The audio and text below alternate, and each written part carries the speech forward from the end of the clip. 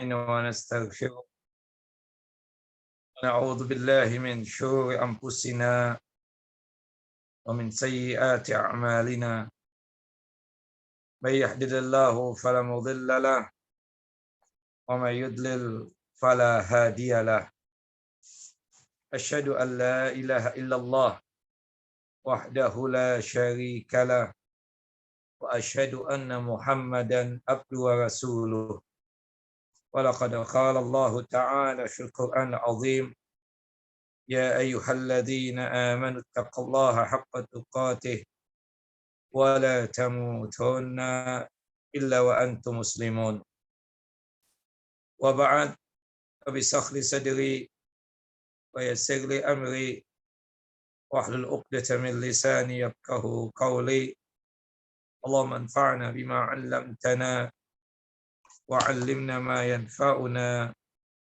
وزدنا علما اللهم إنا نعوذ بك من زوال نعمتك وفجأة نقمتك وتحول عافيتك وجميع سخطك اللهم إنا نعوذ بك من جهد البلاء ودرك الشقاء وسوء القضاء وشماتة الأعداء اللهم إنا نعوذ بك من عذاب جهنم ومن عذاب القبر ومن فتنة المحيا والممات ومن شر فتنة المسيح الدجال.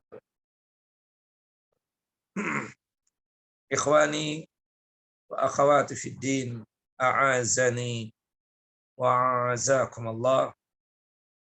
Bapak dan Ibu yang selalu dimuliakan oleh Allahu Jalla wa'ala, Majlis Ta'lim Ar-Rayyan yang selalu dalam lindungan dan penjagaan Allahu Jalla Jalaluh. InsyaAllah pada kesempatan kali ini kita akan membahas dua hadis. Hadis nomor 31 dan hadis nomor 32 dari kitab Umdatul Mar'ah karya Syekh Adil Hasan Yusuf Al-Hamad, yang dimana pada hadis nomor 31 ini menjelaskan tentang perbedaan antara laki dengan perempuan. Bahwasannya dari sejak bayi laki dan perempuan itu berbeda. Dan hadis di sini hadis dari sahabat Lubabah bintil Haris radhiyallahu anha, semoga Allah Jalla wa ala meridai beliau, qalat berkata, kana Al-Husain bin Ali radhiyallahu anhuma fi hijri Rasulullah SAW fabala alaihi. Pernah cucu Nabi yang bernama Husain bin Ali, semoga Allah Jalla wa ala meridai keduanya, meridai Husain dan meridai ayahnya yang bernama Ali, di pangkuan Rasulullah sallallahu alaihi wasallam. Artinya Husain dipangku atau digendong oleh Nabi SAW. Fabala alaihi. Kemudian Nabi SAW, kemudian Husain bin Ali yang pada waktu itu masih bayi, kencing. Dan kencingnya mengenai pakaian Nabi SAW. Fakultu, kemudian Lubabah bintil Haris bertanya kepada Nabi SAW, ilbas sauban wa'tini izaraka hatta agsilahu.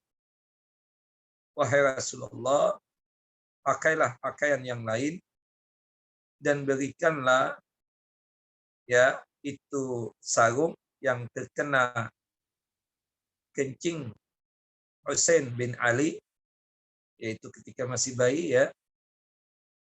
yang terkena kencing tadi, berikan kepadaku itu pakaian hingga aku bisa mencucinya. Qala Rasulullah SAW. Kemudian Rasulullah SAW mengatakan, innama yuksalu min bauli al-unsa wa yundahu min bauli zakar. sesungguhnya untuk kencing perempuan itu dicuci.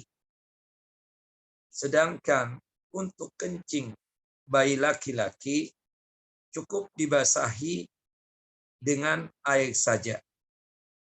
Artinya tidak perlu untuk dicuci, dipercikan air, ditempelkan air tersebut di air yang terkena kencing bayi laki-laki tadi, kemudian diusap, sudah suci. Sedangkan jika kencing bayi perempuan yang menempel di pakaian, maka dipastikan ya pakaian tersebut hendaknya dicuci atau dibasuh. Hadis ini sahih, dikeluarkan oleh Al-Imam Abu Daud dalam kitab Sunan beliau pada nomor hadis 375. Kemudian untuk menguatkan itu ada hadis tambahan, yaitu hadis dari Abi Samah radhiyallahu anhu qala, bahwasannya disebutkan di dalam hadis Abi Samah, semoga Allah meridai beliau, qala berkata, qala Rasulullah sallallahu alaihi wasallam, Rasulullah SAW bersabda, yugsalu min baulil jariyah wa yughashu min baulil gulam. Jika pakaian terkena kencing bayi, jika kencing bayi perempuan, maka pakaian tersebut dicuci. Sedangkan jika pakaian tersebut terkena kencing bayi laki-laki, cukup dibasahi saja dengan air.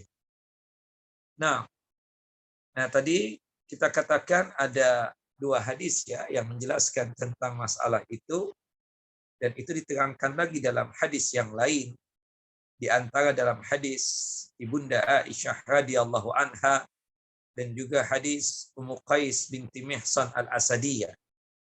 Kita bacakan saja untuk menguatkan hadis-hadis tadi. Ya, hadis Ummu Qais binti Mihsan al-Asadiyah ini adalah saudara perempuannya Uqasyah bin Mihsan. Kita tahu Uqasyah bin Mihsan al-Asadi radhiyallahu anhu ini adalah salah seorang sahabat Nabi yang dipastikan masuk surga dikarenakan dia termasuk 70.000 umat Muhammad SAW yang masuk surga tanpa hisab dan tanpa azab. Saudaranya Uqasyah namanya Ummu Qais. Nama aslinya Aminah. Itu pernah membawa bayi beliau ke hadapan Nabi SAW. Ini kebiasaan ya dari para sahabat ridwanullah ajma'in, jika baru mendapatkan anugerah anak, mereka berbondong-bondong datang kepada Nabi. Datangnya mereka kepada Nabi kita Muhammad SAW tidak lain tujuannya itu adalah untuk ya minta didoakan, sekaligus juga minta ditahnikkan. Tahnik itu ya ada kurma dikunyah-kunyah, kemudian kurma yang sudah menyatu dengan air ludah kemudian ditempelkan ya di bibirnya sang bayi. Itulah namanya tahnik. Para ulama berdebat tentang masalah tahnik tersebut. Apakah itu khusus untuk Nabi kita Muhammad sallallahu alaihi wasallam saja, ataukah boleh dilakukan oleh masing-masing orang, terutama para alim atau para ulama? Wallahu a'lam. Yang rajih dari dua pendapat tadi, bahwasannya untuk tahnik kita ya mengunyah-ngunyah kurma, kemudian bagian dari biur kurma yang kita kunyah tersebut yang sudah menyatu dengan ludah dijilatkan di bibirnya sang bayi atau lidahnya bayi, itu adalah khusus Nabi kita Muhammad sallallahu alaihi wasallam. Makanya dikatakan di sini adalah ya waqad kana as-sahabah radhiyallahu anhum i'tadau an ya'tu bisibyanihim ila an-nabi sallallahu alaihi wasallam ba'da al-wiladah liyuhannikahum wa yad'u lahum tabarrukan bidu'aihi sallallahu alaihi wasallam wa lamsuhu iyahum wa kana sallallahu ahsanun nas khuluqan. Kebiasaan dari para sahabat ridwanullah ajma'in apabila mereka mendapatkan anugerah bayi, mereka membawa bayi mereka ke hadapan Nabi SAW ya untuk ditahnik dan didoakan oleh Nabi SAW sebagai wujud mencari keberkahan dari doanya Nabi, dan bayi tersebut telah dipegang oleh Nabi SAW. Nah, mencari keberkahan kepada seseorang itu pun juga khusus kepada Nabi SAW. Seperti tahnik tadi. Kenapa saya katakan itu khusus Nabi? Dikarenakan beliaunya Nabi itu penuh dengan keberkahan. Ya, badannya Nabi SAW dan seterusnya. Makanya air wudu Nabi itu diperebutkan oleh para sahabat ridwanullah ajma'in. Bekas minumnya Nabi SAW diperebutkan oleh para sahabat ridwanullah ajma'in. Karena di dalamnya ada keberkahan. Dan itu khusus Nabi. Tidak untuk yang lainnya. Tidak ustaz, tidak syekh, ya, tidak tuan guru dan seterusnya. Itu khusus Nabi kita Muhammad sallallahu alaihi wasallam. Fakana yataqabbalu dzalika min ashabihi wa yahtadhinu atfalahum wa yujlisuhum fi hijrihi rahmatan bihim wa jalban li sururi ahlihim. Dan Nabi SAW menyambut para sahabat tadi yang membawa bayinya, kemudian bayinya tersebut digendong oleh Nabi, dipangkukan oleh Nabi ke dadanya, didudukkan oleh Nabi SAW ya ke pangkuan beliau sebagai wujud rahmat dan kasih sayang Nabi SAW kepada bayi-bayi tersebut, dan sebagai wujud untuk memberikan kebahagiaan kepada pemilik bayi-bayi tersebut. Nah, pernah juga Ummu Qais bin Mihsan al-Asadiyah ini membawa bayinya ke hadapan Nabi. Kebetulan bayi ini belum makan apa-apa, ya, kecuali ASI, air susu ibunya. Fa'ajlasahu fi hijrihi. Kemudian bayi tersebut didudukkan oleh Nabi di pangkuannya. Fabala ala saubihi. Tahu-tahu si bayi ini kencing. Yang dimana kencingnya tersebut menempel di pakaian Nabi SAW. Pada abima'in. Kemudian Nabi meminta agar dibawakan air. Fanadahahu walam yaksilhu. Kemudian Rasulullah SAW mengambil air tersebut, dipercikkan di pakaian yang terkena kencing bayi tadi, kemudian diusap, dan Rasulullah tidak mencuci itu pakaian. Dalam hadis Ibunda Aisyah radhiyallahu anha, utiya Rasulullah SAW bisabiyyin. Dihadapkan kepada Rasulullah SAW seorang bayi. Fabala ala thawbihi. Fada'a bima'in fa'atba'ahu iyah. Kemudian bayi tersebut mengencingi pakaian Nabi SAW.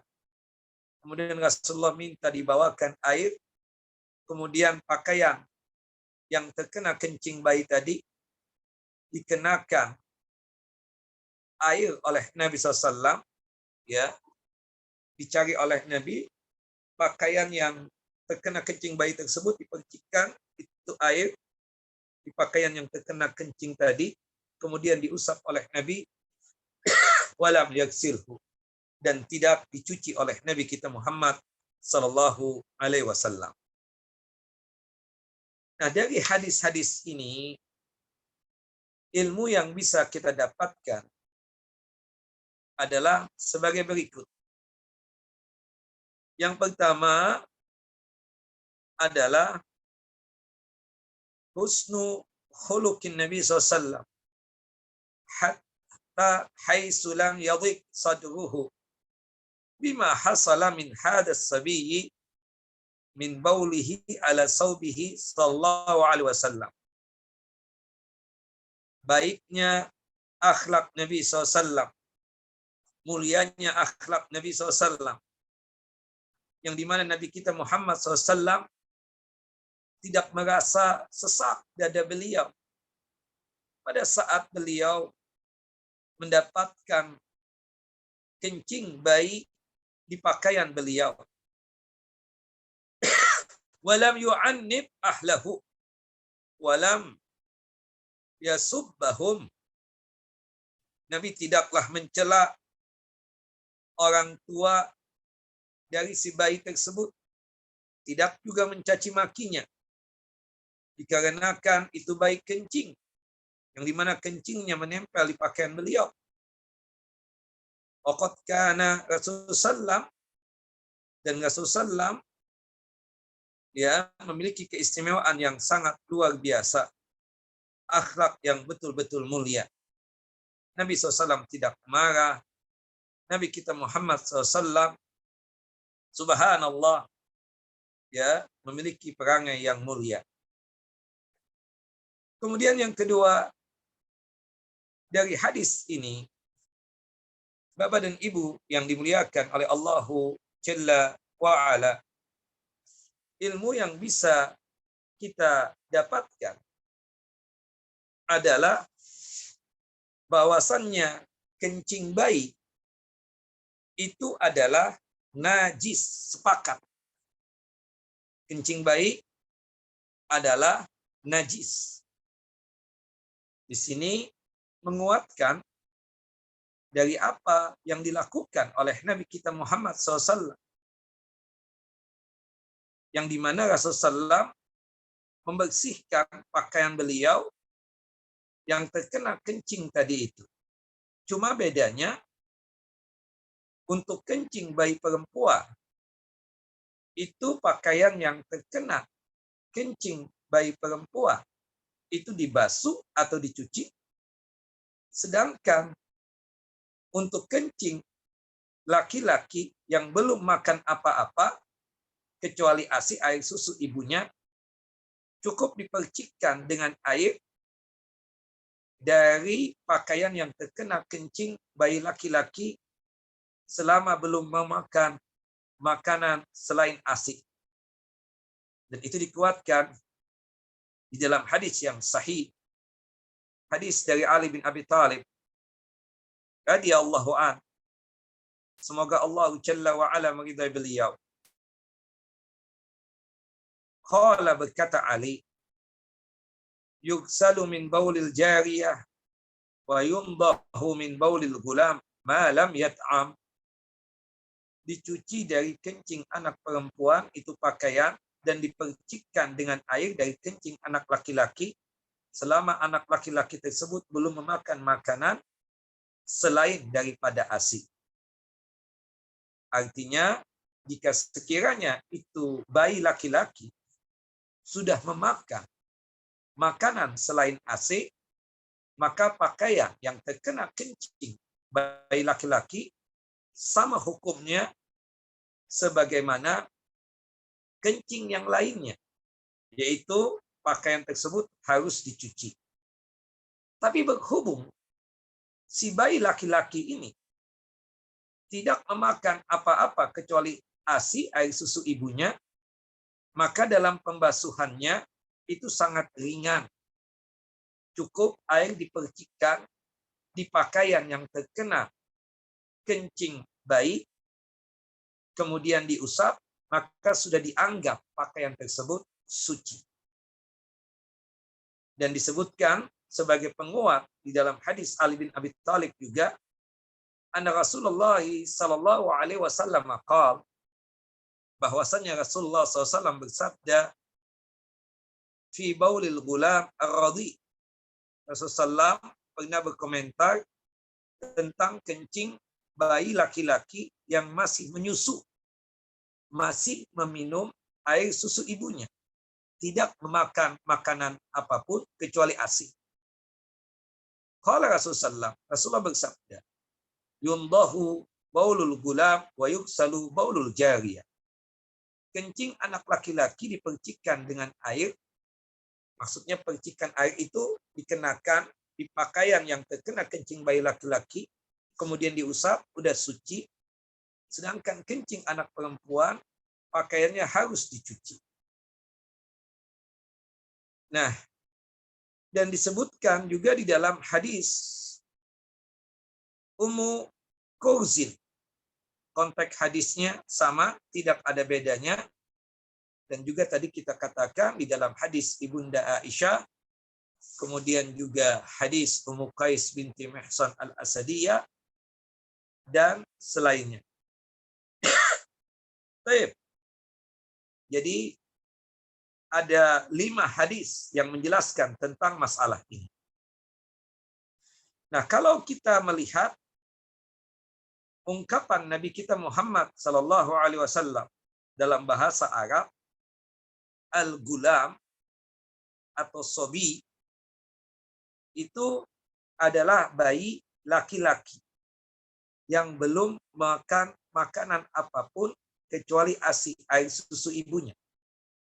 Sedangkan jariyah itu adalah bayi perempuan. Kata-kata yurassu itu artinya menyiram air hingga membasahi seluruh yang terkena kencing tersebut. Dalam bahasa yang lain, yurassu itu bisa diartikan memercikkan air di pakaian yang terkena kencing tadi. Sedangkan al-ghuslu itu artinya membasuh atau mencuci. Perbedaannya antara ar-rasyu, al-ghuslu, an-nadhu. Ar-rasyu, an-nadhu itu artinya sama, memercikkan air atau membasahi pakaian dengan air, namun tidak sampai seperti mencuci. Sedangkan al-ghuslu itu membasuh atau mencuci. Tentunya airnya lebih banyak. Nah, kalau kita melihat dari fikih hadis ini, kenapa kita katakan ada perbedaan antara laki-laki dan perempuan? Kencing bayi laki-laki yang belum mengkonsumsi makanan selain ASI, si bayi laki-laki ini sekedar menyusu, apabila mengenai pakaian atau mengenai tempat-tempat yang lain seperti karpet, ya, maka cara membersihkannya cukup dibasahi saja dengan air yang rata dan tidak harus dicuci dan diperas, sebagaimana disabdakan oleh Nabi SAW di dalam 5 hadis tadi. Nah, dari semua ini, ilmu yang bisa kita dapatkan, poin paling penting, bahwasannya kencing semua itu, baik kencing bayi laki-laki ataupun kencing bayi perempuan, semuanya najis. Cuma cara pembasuhannya saja, cara pembersihannya saja yang berbeda. Makanya kalau kita membagi najis, itu terbagi menjadi 3 bagian.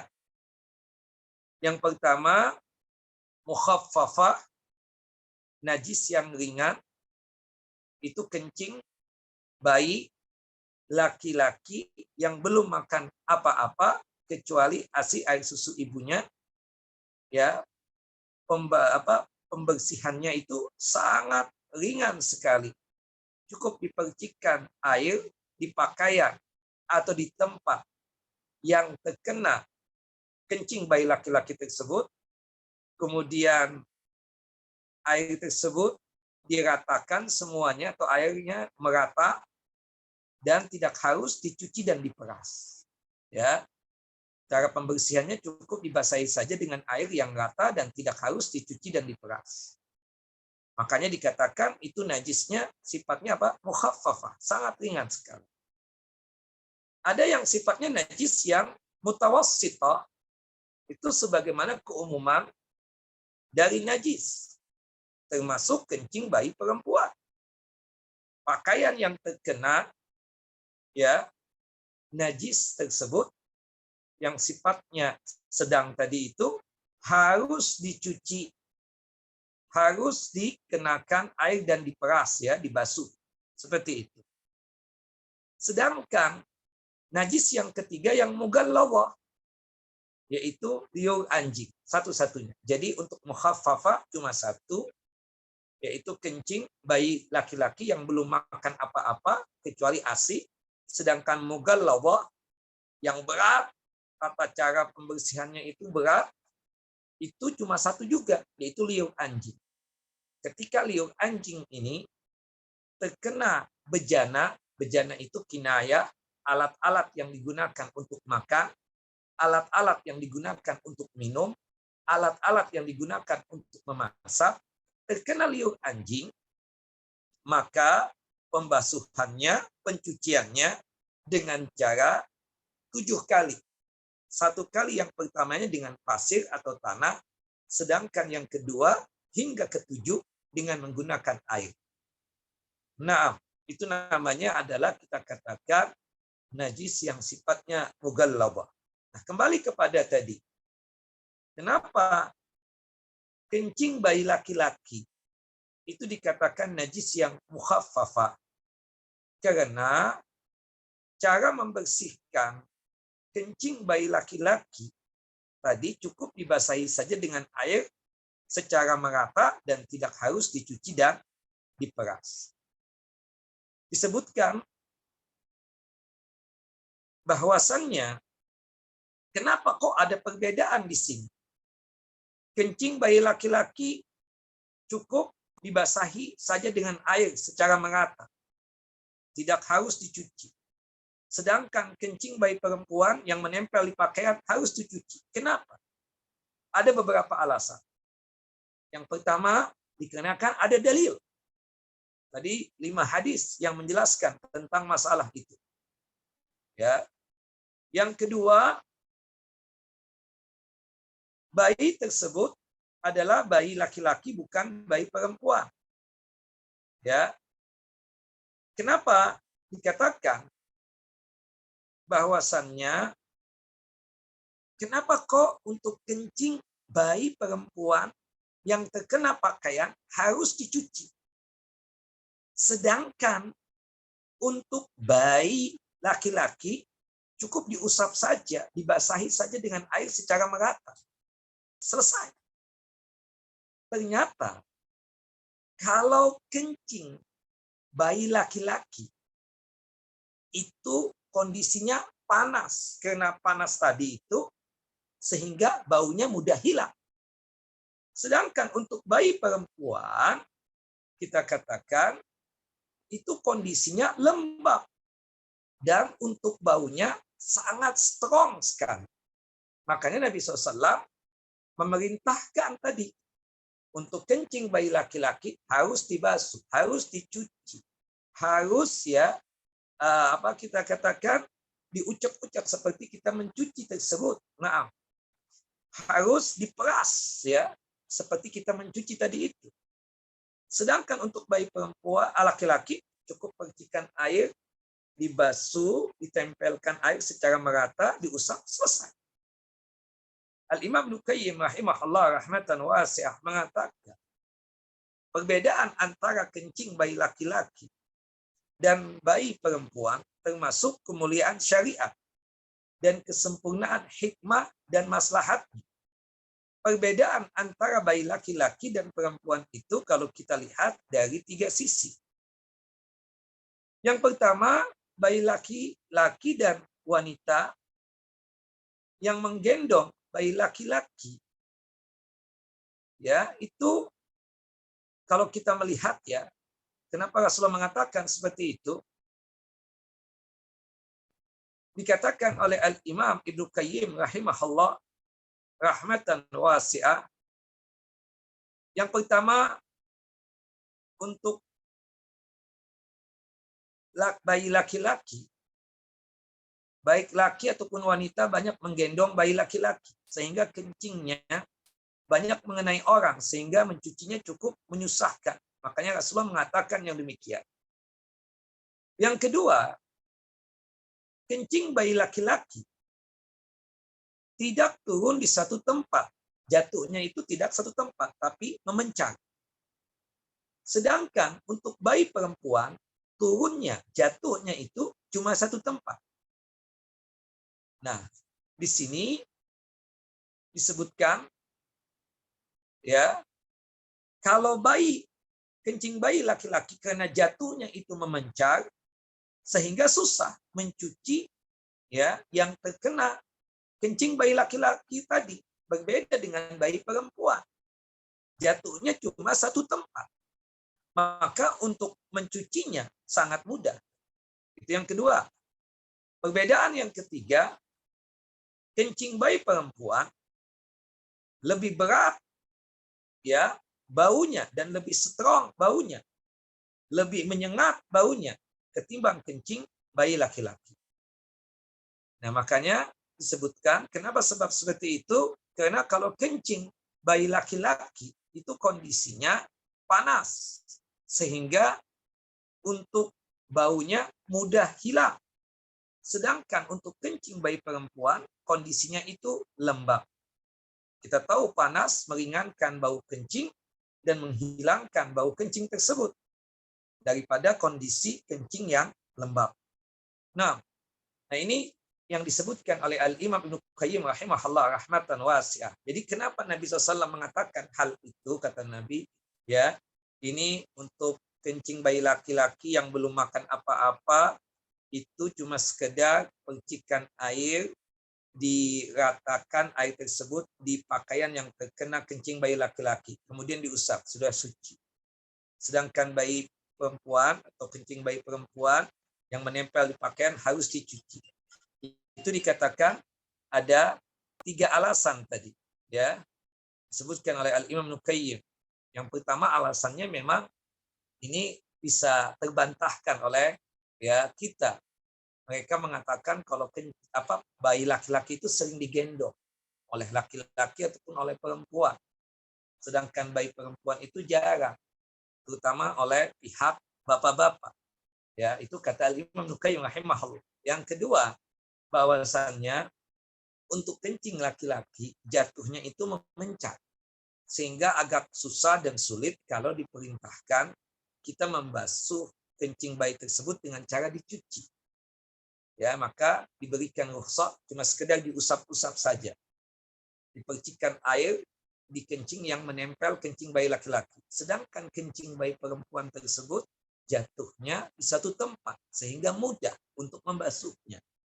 Yang ketiga alasannya, kalau kencing bayi laki-laki itu panas sehingga mudah hilang baunya. Sedangkan kencing bayi perempuan itu keadaannya adalah lembab, strong, baunya itu masih ada dan terus-menerus lebih menyengat baunya ketimbang kencing bayi laki-laki. Nah, 3 alasan ini yang diungkapkan oleh Al-Imam Ibnu Qayyim rahimahullah rahmatan wasi'ah. Al-Imam Ibnu Majah rahimahullah rahmatan wasi'ah meriwayatkan dari Abu Yaman Al-Misri, beliau berkata, aku bertanya kepada Imam Syafi'i rahimahullah rahmatan wasi'ah tentang hadis Nabi SAW, kencing bayi perempuan dicuci, sedangkan kencing bayi laki-laki cukup dibasahi saja dengan air. Dan kedua air adalah sama. Ya, beliau menjawab, Imam Syafi'i menjawab, karena kencing bayi laki-laki, ya, keduanya kan sama-sama najis. Keduanya itu sama-sama kencing. Kenapa berbeda? Jawab oleh Imam Syafi'i rahimahullah rahmatan wasi'ah, karena kencing bayi laki-laki, ya, dari air dan tanah, sedangkan kencing bayi perempuan dari daging dan darah. Subhanallah. Kemudian beliau berkata lagi kepadaku, antum ini paham nggak ungkapannya Imam Syafi'i tersebut? Kalau sekilas kita nggak paham. Kok kencing bayi laki-laki itu dari air dan tanah, sedangkan kencing bayi perempuan dari daging dan darah. Kemudian aku pun menjawab, la afham. Aku tidak paham, nggak ngerti apa yang dimaksud oleh Imam Asy-Syafi'i tadi. Kencing bayi laki-laki itu dari air dan tanah, sedangkan kencing bayi perempuan dari daging dan darah. Kemudian dijelaskan oleh Imam Syafi'i rahimahullah rahmatan wasi'ah. Sesungguhnya Allahu Jalla wa'ala setelah menciptakan Nabi Allah Adam alaihissalam, diciptakanlah Hawa dari tulang rusuknya yang terpendek. Sehingga kencing bayi laki-laki dari air dan tanah, dan jadilah kencing bayi perempuan dari daging dan darah. Beliau bertanya lagi pada aku, ya, kata Abu Yaman Al-Misri ini, sudah paham belum? Kemudian Abu Yaman Al-Misri ini menjawab, ya, na'am, aku sudah paham. Ya, beliau rahimahullah berkata kepadaku, semoga Allah memberikan kepadamu kemanfaatan dengannya. Jadi begini. Tadi Imam Syafi'i mengatakan, kenapa seperti itu ya? Cara pensucian pakaian atau sesuatu yang terkena kencing bayi laki-laki dan bayi perempuan. Bayi laki-laki cukup ya diusap saja, ya dibasahi dengan air saja. Sedangkan kencing bayi perempuan harus dicuci. Imam Syafi'i menjawab, ini tambahan ilmu. Ya, tadi Imam Ibnu Qayyim mengatakan ada 3 alasan ditambahkan oleh Imam Asy-Syafi'i.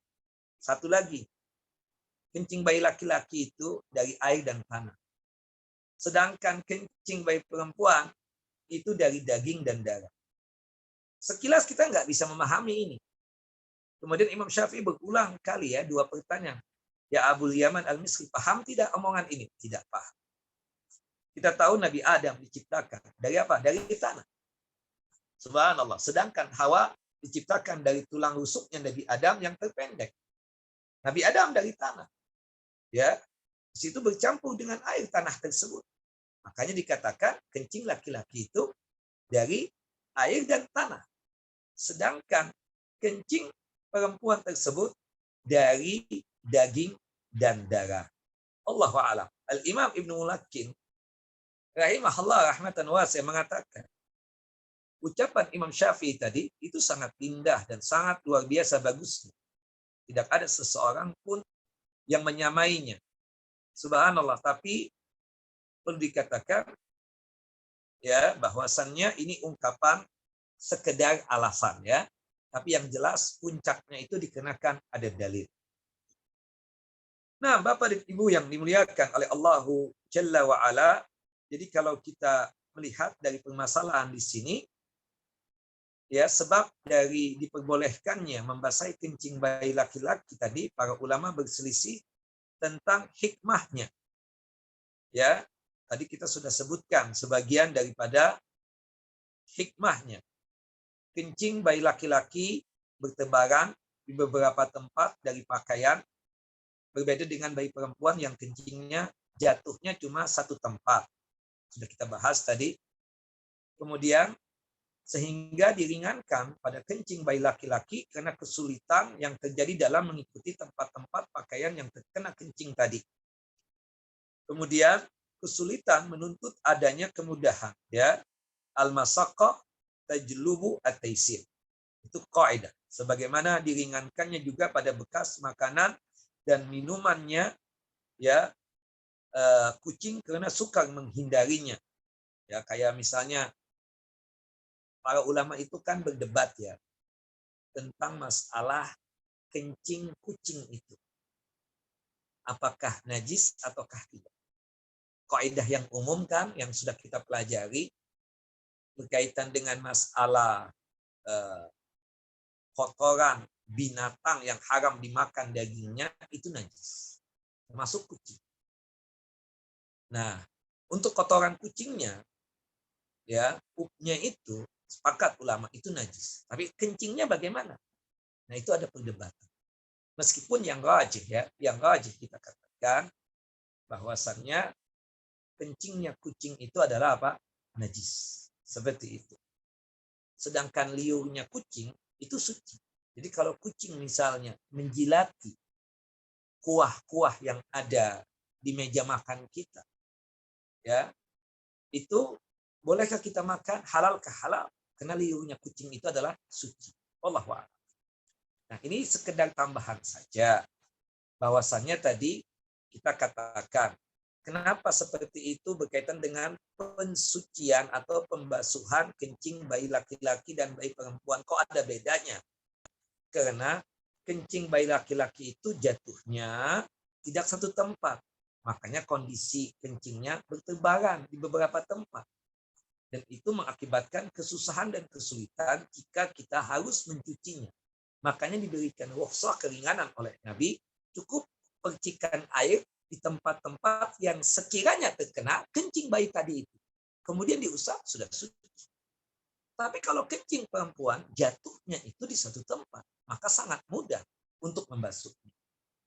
Nah, kemudian tadi yang kedua ya, yang disebutkan tadi, karena banyak kaum laki-laki dan wanita itu menggendong bayi laki-laki. Karena kecintaan mereka kepada bayi laki-laki melebihi perempuan yang sedikit digendong-gendong. Meskipun ini alasan, ya kita katakan sekedar alasan. Ya, ada sebagian orang ya suka dengan anak perempuan itu sama saja dengan anak laki-laki. Namanya anak kita kan seperti itu. Tidak ada perbedaan. Nah, meskipun tabiat kita manusia itu rata-rata itu lebih membanggakan untuk anak laki-laki. Ya. Kemudian tadi yang disebutkan oleh Imam Syafi'i, ya, kalau kencing laki-laki pada asalnya diciptakan dari tanah dan debu, dan wanita itu kencingnya itu adalah dari daging dan darah. Karena memang ibunda Hawa itu kan diciptakan dari Nabi Allah Adam alaihissalam. Sedangkan Nabi Allah Adam alaihissalam diciptakan dari tanah. Nah, sehingga diringankan pada kencing bayi laki-laki tidak dengan kencing perempuan tadi. Kencing bayi perempuan lebih berat dan baunya lebih menyengat dari kencing bayi laki-laki. Sebabnya adalah panasnya kencing bayi laki-laki dan lembabnya kencing perempuan. Panas yang ada pada kencing bayi laki-laki meringankan bau kencing dan menghilangkan darinya yang tidak terjadi dengan kelembapan yang ada pada kencing bayi perempuan. Kata Syekh Abdullah bin Abdurrahman Al-Bassam, ini adalah hikmah yang disampaikan para ulama dalam perbedaan antara kencing bayi laki-laki dengan kencing bayi perempuan. Apabila benar, maka ia adalah hikmah yang dapat dicerna oleh akal pikiran. Apabila tidak benar, maka hikmahnya satu yang kita pahami, ini hukum Allah. Rasulullah kok yang perintahkan kita seperti itu. Yang kedua, ya, apakah diwajibkan mencuci kencing bayi laki-laki dan bayi perempuan tersebut? Para ulama sepakat bahwasanya kencing bayi, meskipun kencing bayi laki-laki yang belum makan apa-apa kecuali ASI, itu adalah najis. Berhubung najis, maka tentunya wajib untuk dicuci, wajib untuk dihilangkan najis tersebut. Nah, kemudian selanjutnya, ya, dari sini para ulama berbeda pendapat tentang kandungan hadis tadi dalam 3 pendapat. Pendapat yang pertama, mencukupkan dengan membasahi atau membilas pada kencing bayi laki-laki. Sedangkan untuk kencing perempuan, ya, meskipun belum makan apa-apa sekalipun tetap wajib dicuci. Ya.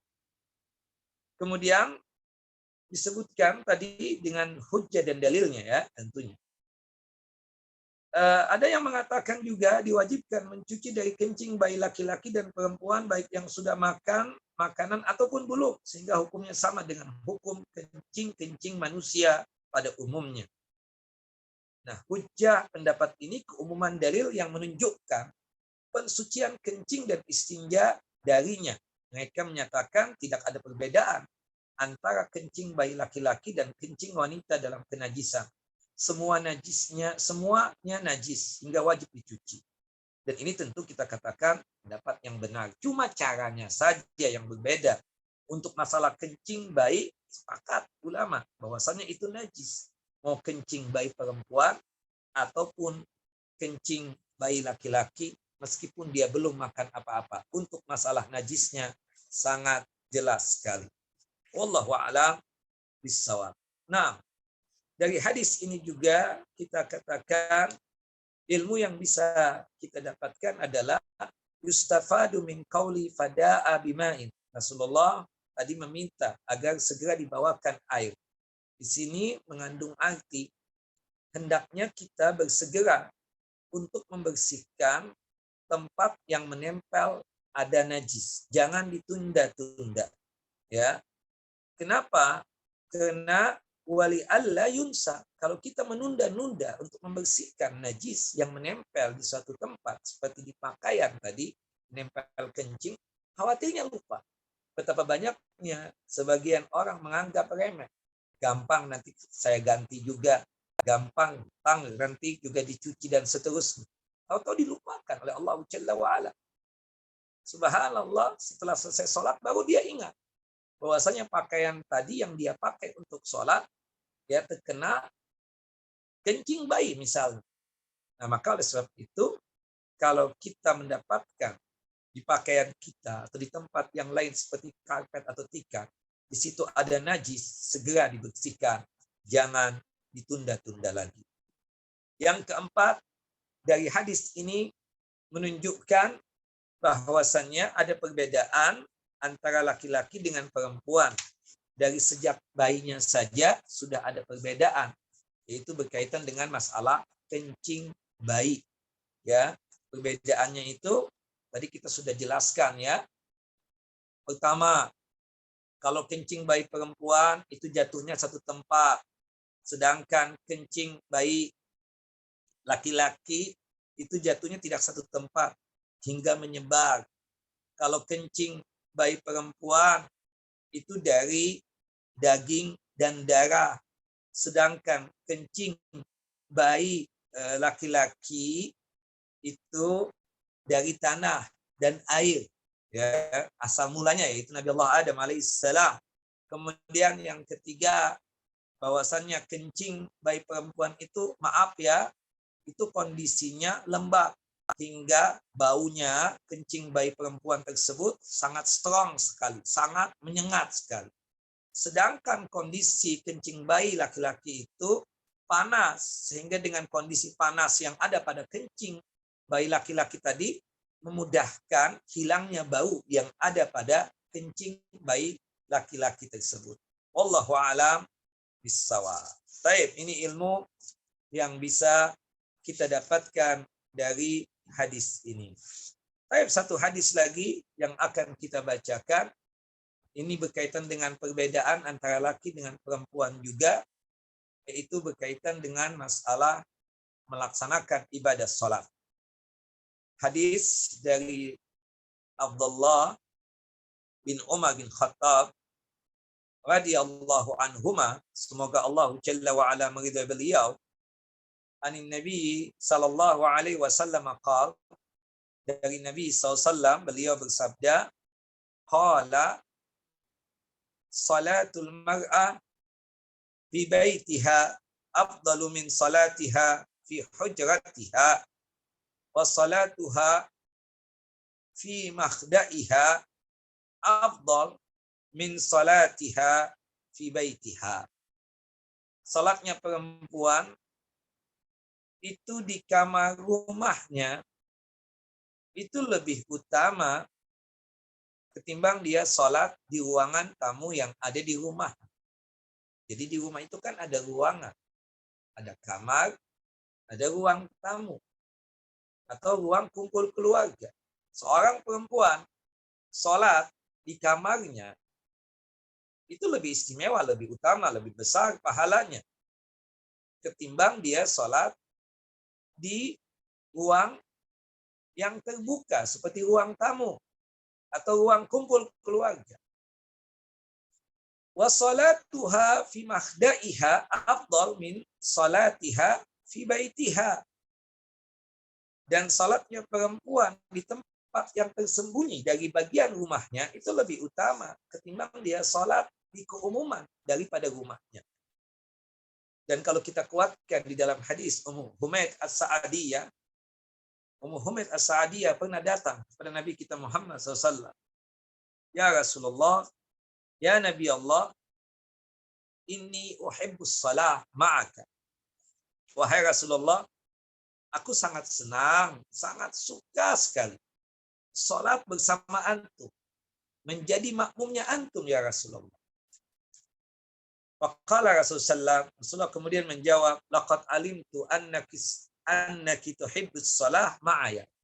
Aku tahu betul engkau wahai Ummu Humaid As-Sa'adiyah senang salat bersamaku, senang menjadi makmumnya aku. Walakin salatuki fi baitiki khairun laki min salatiki fi hujratiki. Salatnya engkau wahai Ummu Humaid di kamar rumahmu itu lebih istimewa, lebih utama, lebih besar pahalanya ketimbang engkau salat di ruangan tamu yang itu masih bagian daripada rumahmu. Wa salatuki fi hujratuki khairun laki min salatiki fi dariki. Salatnya engkau wahai Ummu Humaid di ruangan tamu yang itu bagian rumahmu itu lebih istimewa, lebih utama, lebih besar pahalanya ketimbang engkau salat di teras rumahmu. Teras rumah bagian rumah, tapi sudah kelihatan kalau kita lihat dari luar. Wa salatuki fi dariki khairun laki min salatiki fi masjidi qaumuki. Salatnya kamu wahai Ummu Humaid di teras rumahmu itu lebih utama, lebih besar pahalanya ketimbang kamu salat di masjid kampungmu sendiri. Wassalatuki fi masjidi qaumuki khairun laki min salatiki fi masjidi hadza. Salatnya kamu di masjid kampungmu itu lebih utama, lebih besar pahalanya ketimbang salat di masjid ini. Itu Masjid An-Nabawi. Subhanallah, dari hadis nomor 32 ini yang dikeluarkan oleh Al-Imam Abu Daud dalam kitab sunannya pada nomor hadis 570 menunjukkan bahwasannya untuk wanita itu afdolnya salatnya adalah di rumah mereka. Dari bagian rumah yang paling afdol di tempat yang tersembunyi. Tempat yang tersembunyi dari bagian rumahnya tersebut adalah kamar rumah dia sendiri.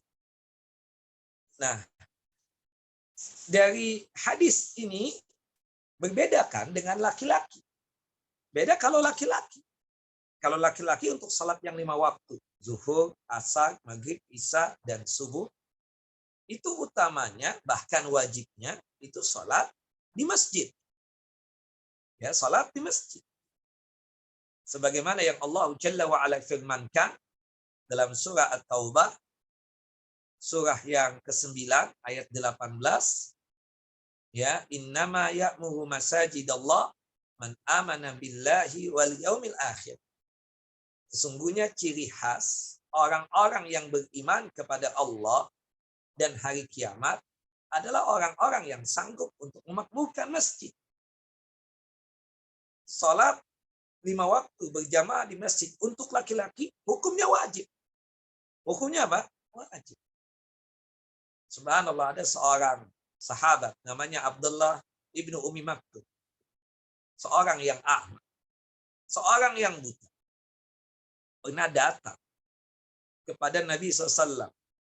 Meminta rukhsah, meminta keringanan agar diizinkan untuk salat di rumah. Beliau beralasan seperti ini. Ya Rasulullah, ya Nabi Allah. Laisa liqa'idun yaquduni ilal masjid.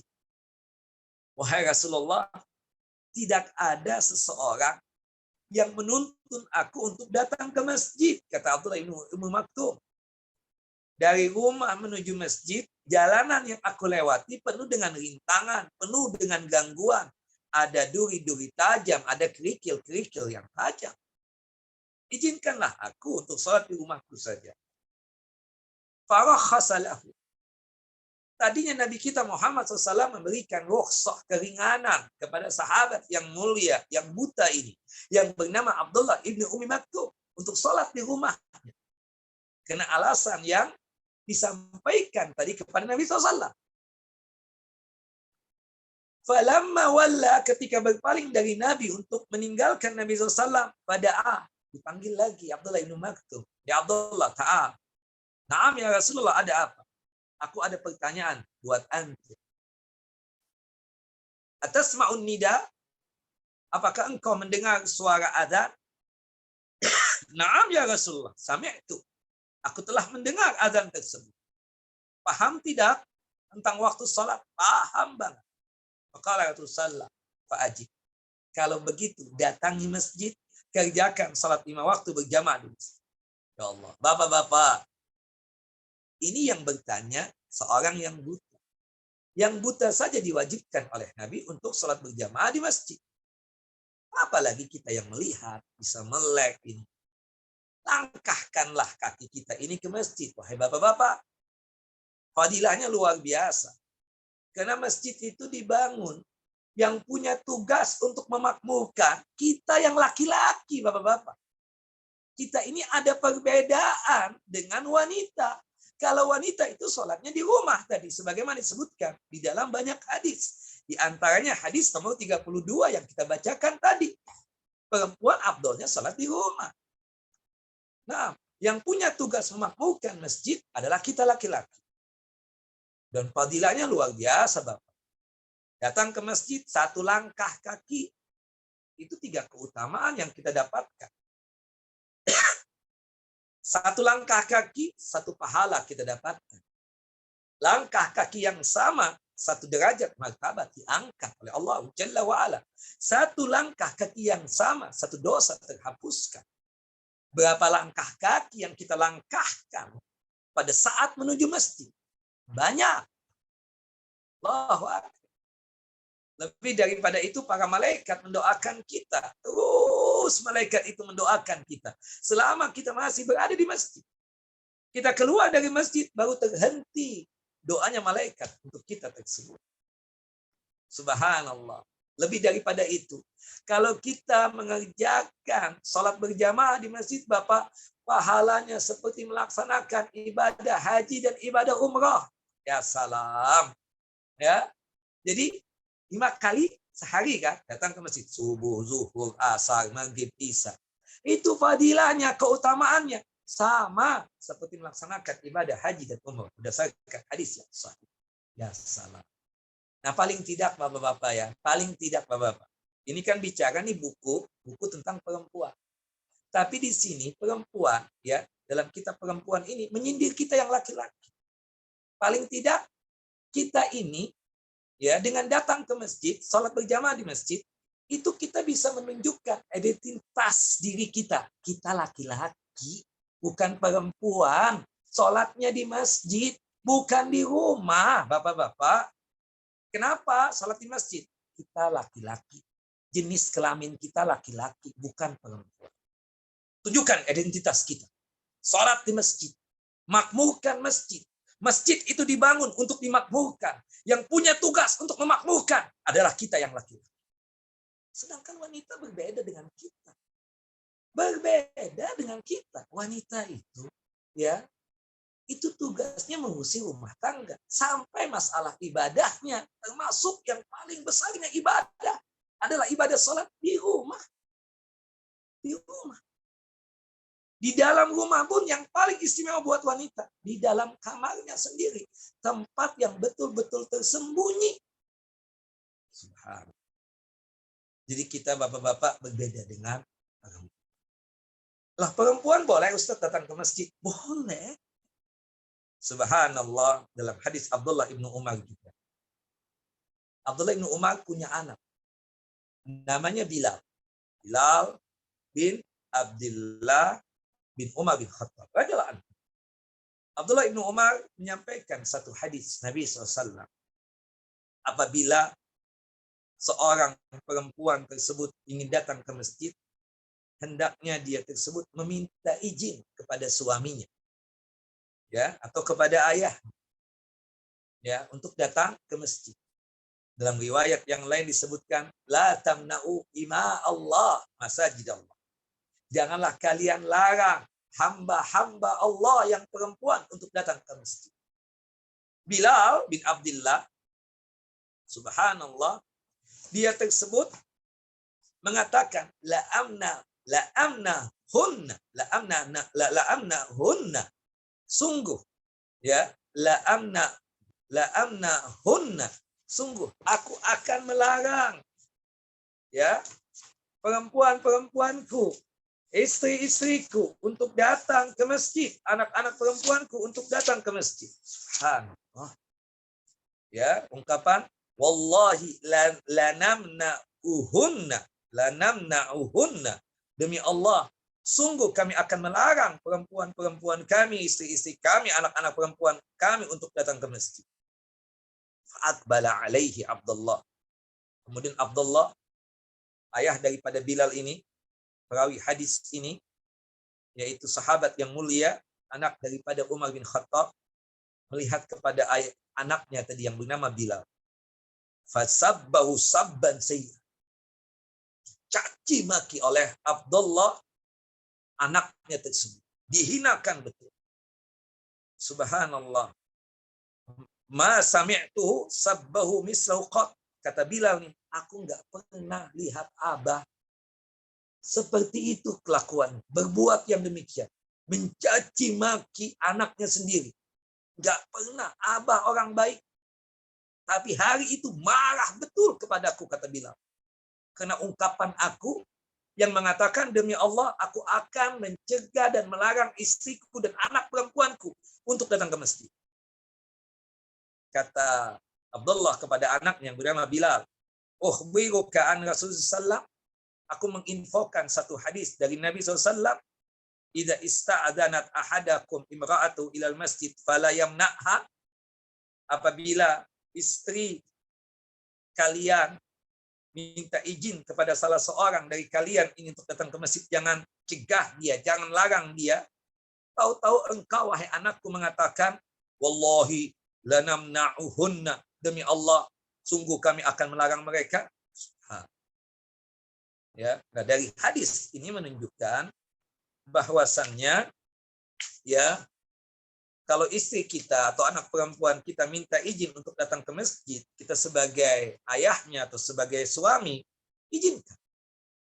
Tapi ibu-ibu yang ingin datang ke masjid, jalankan haknya masjid tersebut ketika ingin datang ke masjid. Ya, yaitu apa? Bisyarti amnil fitnah bihinna wa minhunna, dengan syarat aman daripada fitnah. Dikenakan sebab perempuan atau yang datangnya dari perempuan. Seperti itu. Kalau masjidnya kecil, kedatangan kita ke masjid membuat perhatian laki-laki itu terfokus kepada kita, ibu lebih bagus jangan sholat di masjid. Sholat di rumah saja. Tapi kalau masjidnya besar, terpisah, ya, sopnya laki-laki dengan sopnya perempuan. Sopnya perempuan di atas misalnya, sedangkan sopnya laki-laki itu di bawah, bangunan yang bawah misalnya, maka tidak mengapa. Termasuk iktikaf. Ibu-ibu boleh iktikaf. Tapi harus aman dari fitnah. Fitnah disebabkan dengan kehadiran ibu atau dari ibu, dari perempuan tersebut. Ya. Kadang kehadiran kita itu menimbulkan laki-laki terfokuskan dengan kita. Itu jadi fitnah. Lebih bagus tidak hadir ke masjid. Seperti itu. Nah, lebih bagus sholatnya di rumah saja. Nah, dari hadis ini menunjukkan juga al-hadisu dalilun ala nahyi rajul ayyamna imra'atahu idza ista'adzanat fil khuruj ila al-masjid bis-shalah wa nahwiha. Dari hadis ini menunjukkan larangan buat laki-laki untuk melarang istrinya yang telah meminta izin kepadanya untuk keluar dari rumah untuk datang ke masjid, melaksanakan ibadah salat atau yang semisalnya. Kalau si perempuan tersebut yang meminta izin kepada kita sebagai suaminya atau sebagai ayahnya, datang ke masjid tujuannya untuk melaksanakan ibadah salat di masjid, tidak boleh kita melarangnya. Apalagi kalau kita tahu aman daripada fitnah. Kecuali kalau sekiranya tidak aman daripada fitnah wanita, maka boleh untuk melarang. Nah, tetapi kalau selain dari tempat masjid, istri kita minta izin untuk datang ke mall, ke pasar, boleh nggak kita melarang? Boleh.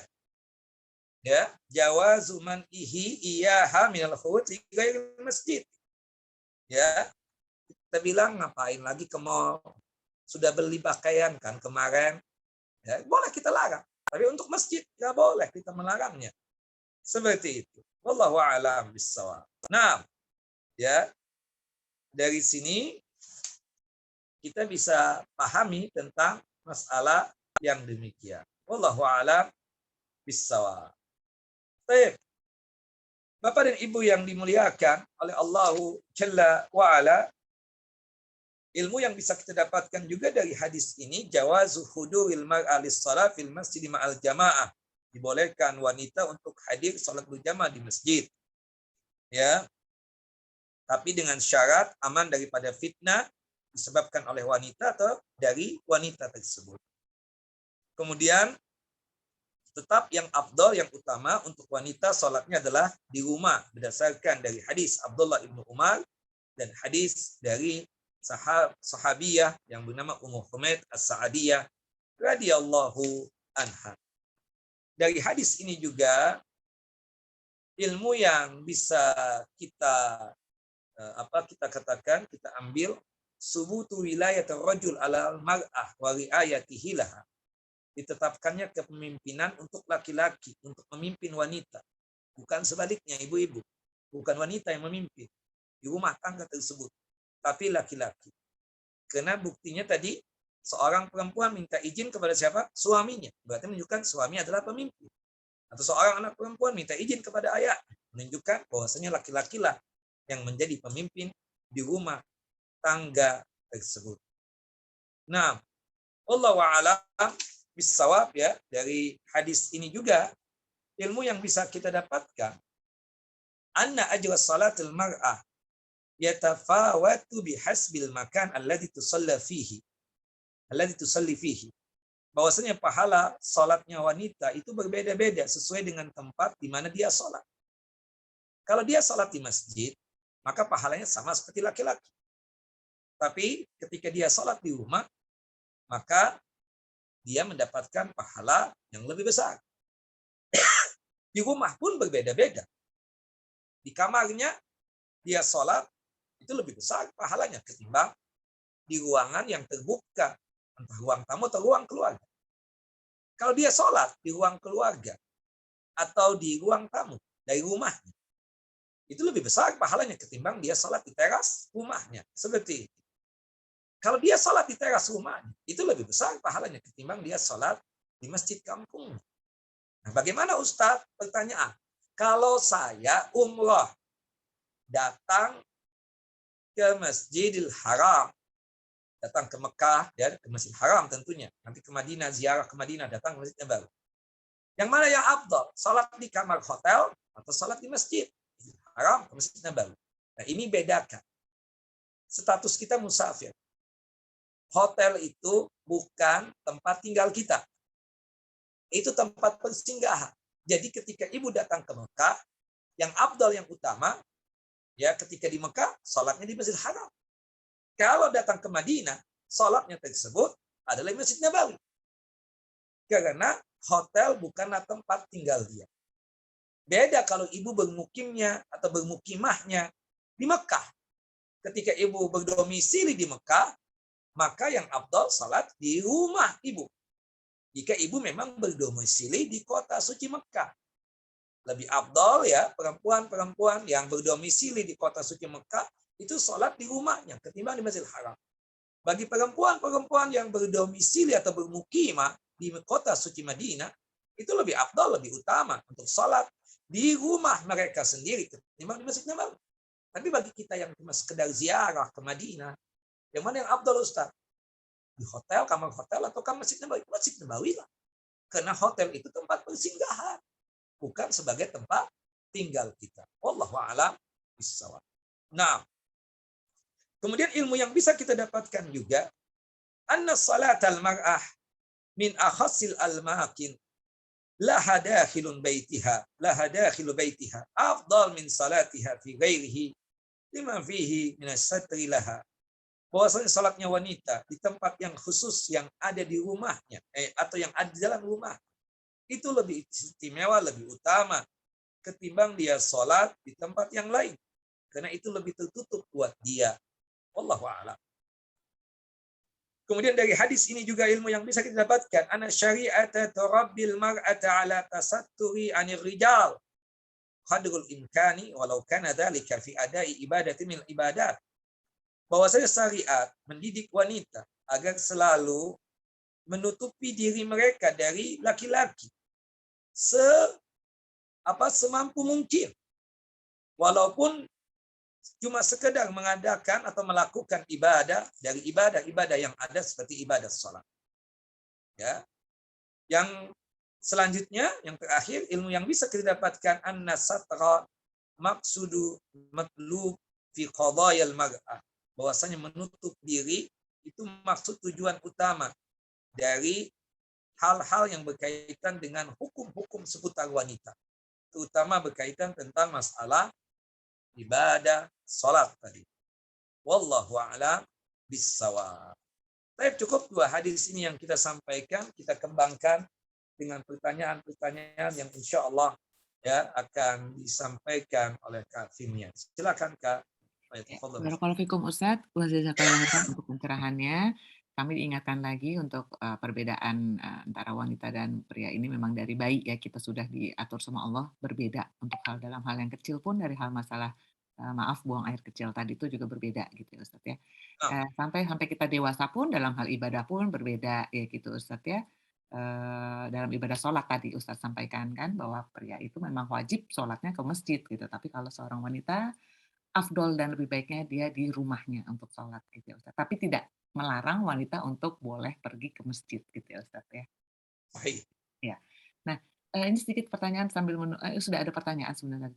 Saya sedikit menanya untuk yang ini Ustaz, perbedaan pria dan wanita dalam sholat di masjid tadi yang mengerjakan sholat subuh terus nanti sampai waktu syuruk gitu Ustaz ya. Untuk yang seorang pria kan dia akan mendapat pahala seperti pahala haji dan umroh gitu. Nah, sholat syuruknya ini Ustaz, berapa rakaat sih yang dikerjakannya gitu Ustaz? Apakah hanya boleh 2 atau boleh lebih dari itu gitu Ustaz? Pertama yang harus kita pahami tentang sholat syuruk itu adalah sholat duha. Jadi sholat duha itu istilahnya banyak. Ada yang mengistilahkan syuruk jika dikerjakan di awal waktu duha.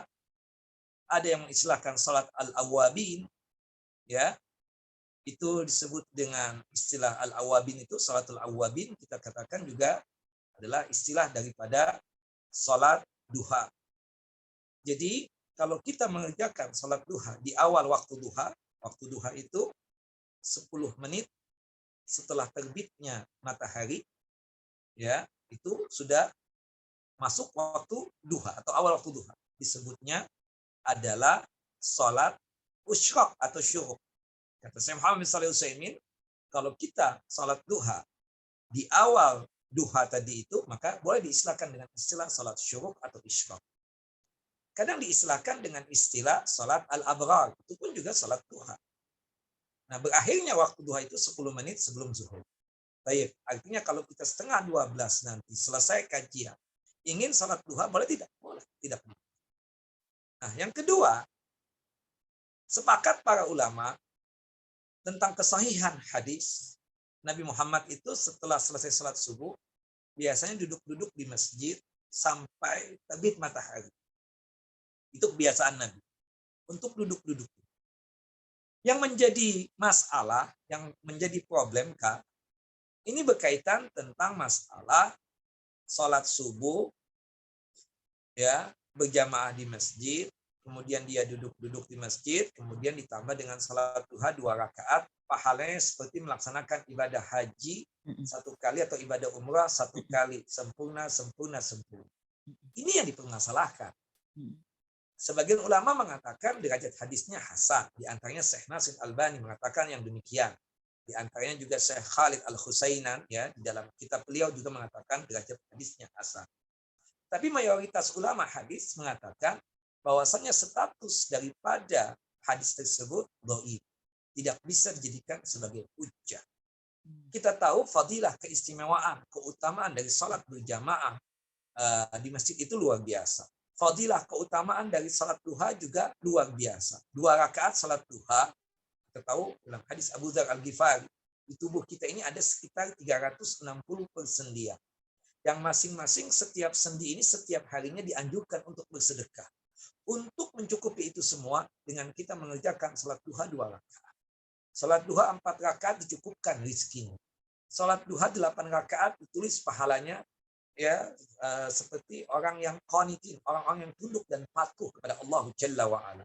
Salat duha 4 rakaat ditambah dengan qobliyah zuhur 4 rakaat, banallahu lahu baitan fil jannah. Allah akan membangunkan rumah di surga. Ada fadilahnya, keutamaannya. Nah, wallahu alam, saya pribadi Kakanda ya, lebih condong kepada hadis yang menjelaskan status salat syuruk tadi itu atau salat duha plus salat subuh plus dengan salat syuruk di masjid tadi itu statusnya hadisnya dhaif. Tidak bisa dijadikan sebagai hujjah.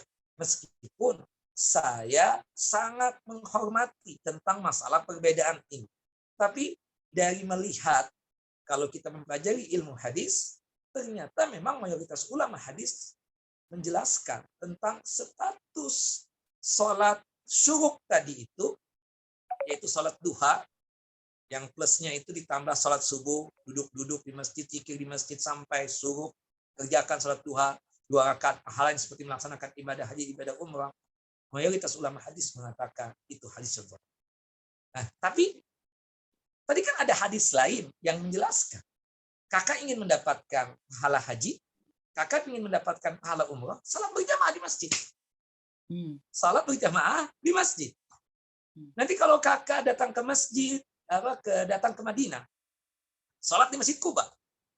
Sebutkan di dalam hadis yang sahih, man tatahhara min baitihi summa ata masjid Quba fa shalla salatan kana ka ajri umrati. Barang siapa yang bersuci dari rumahnya, kalau kita dari hotel kita ya, ada wudhu, datang ke Masjid Quba, melaksanakan ibadah, salat apapun, mau salat wajib ataupun salat sunnah, maka pahalanya seperti mengerjakan ibadah umrah.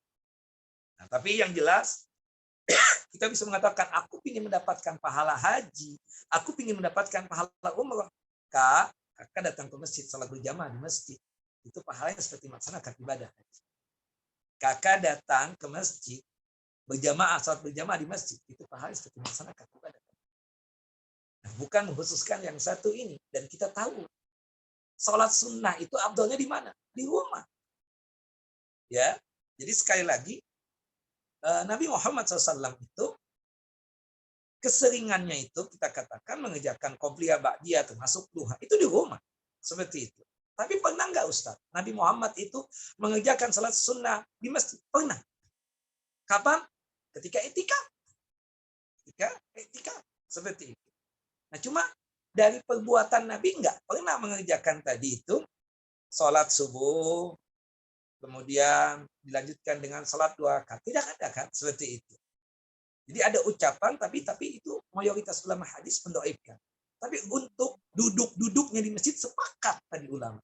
Dari subuh ya di tempat kita sholat sampai terbit matahari itu ada. Tapi tidak ada ya penyebutan tentang keistimewaannya apa. Apa pahalanya? Enggak disebutkan. Cuma kita mencontoh Nabi SAW saja. Nah, jadi untuk ibu-ibu, duhanya di rumah. Kembali kepada hukum asal. Jadi, kalau ingin pahala ibadah haji, ibadah umrah tadi, ya salat berjamaah di masjid. Ya, salat berjamaah di masjid. Subhanallah, 5 kali di sini. Cuma Ustaz pilihannya untuk ibu-ibu. Yang mana yang afdal? Mendapatkan pahala haji dan umrah tadi, ataukah di rumah? Di rumah tetap. Seperti itu kira-kira. Wallahu a'lam bishawab. Jadi sekali lagi, salat syuruk itu sama dengan duha. Ya, salat duha itu banyak istilahnya. Ada yang mengistilahkan syuruk kalau kita mengerjakan di awal waktu duha. Ada yang mengistilahkan salat abrar. Kalau kita ingin dianggap baik oleh Allah Jalla wa Ala, dianggap sebagai orang yang baik, kerjakan salat duha. Kemudian al-awwabin, kalau kita ingin dianggap sebagai orang yang selalu bertaubat kepada Allah, selalu kembali kepada Allah, kerjakan salat duha meskipun sehari cuma 2 rakaat. Wallahu a'lam bishawab. Begitu kira-kira. Nah, jelaskah?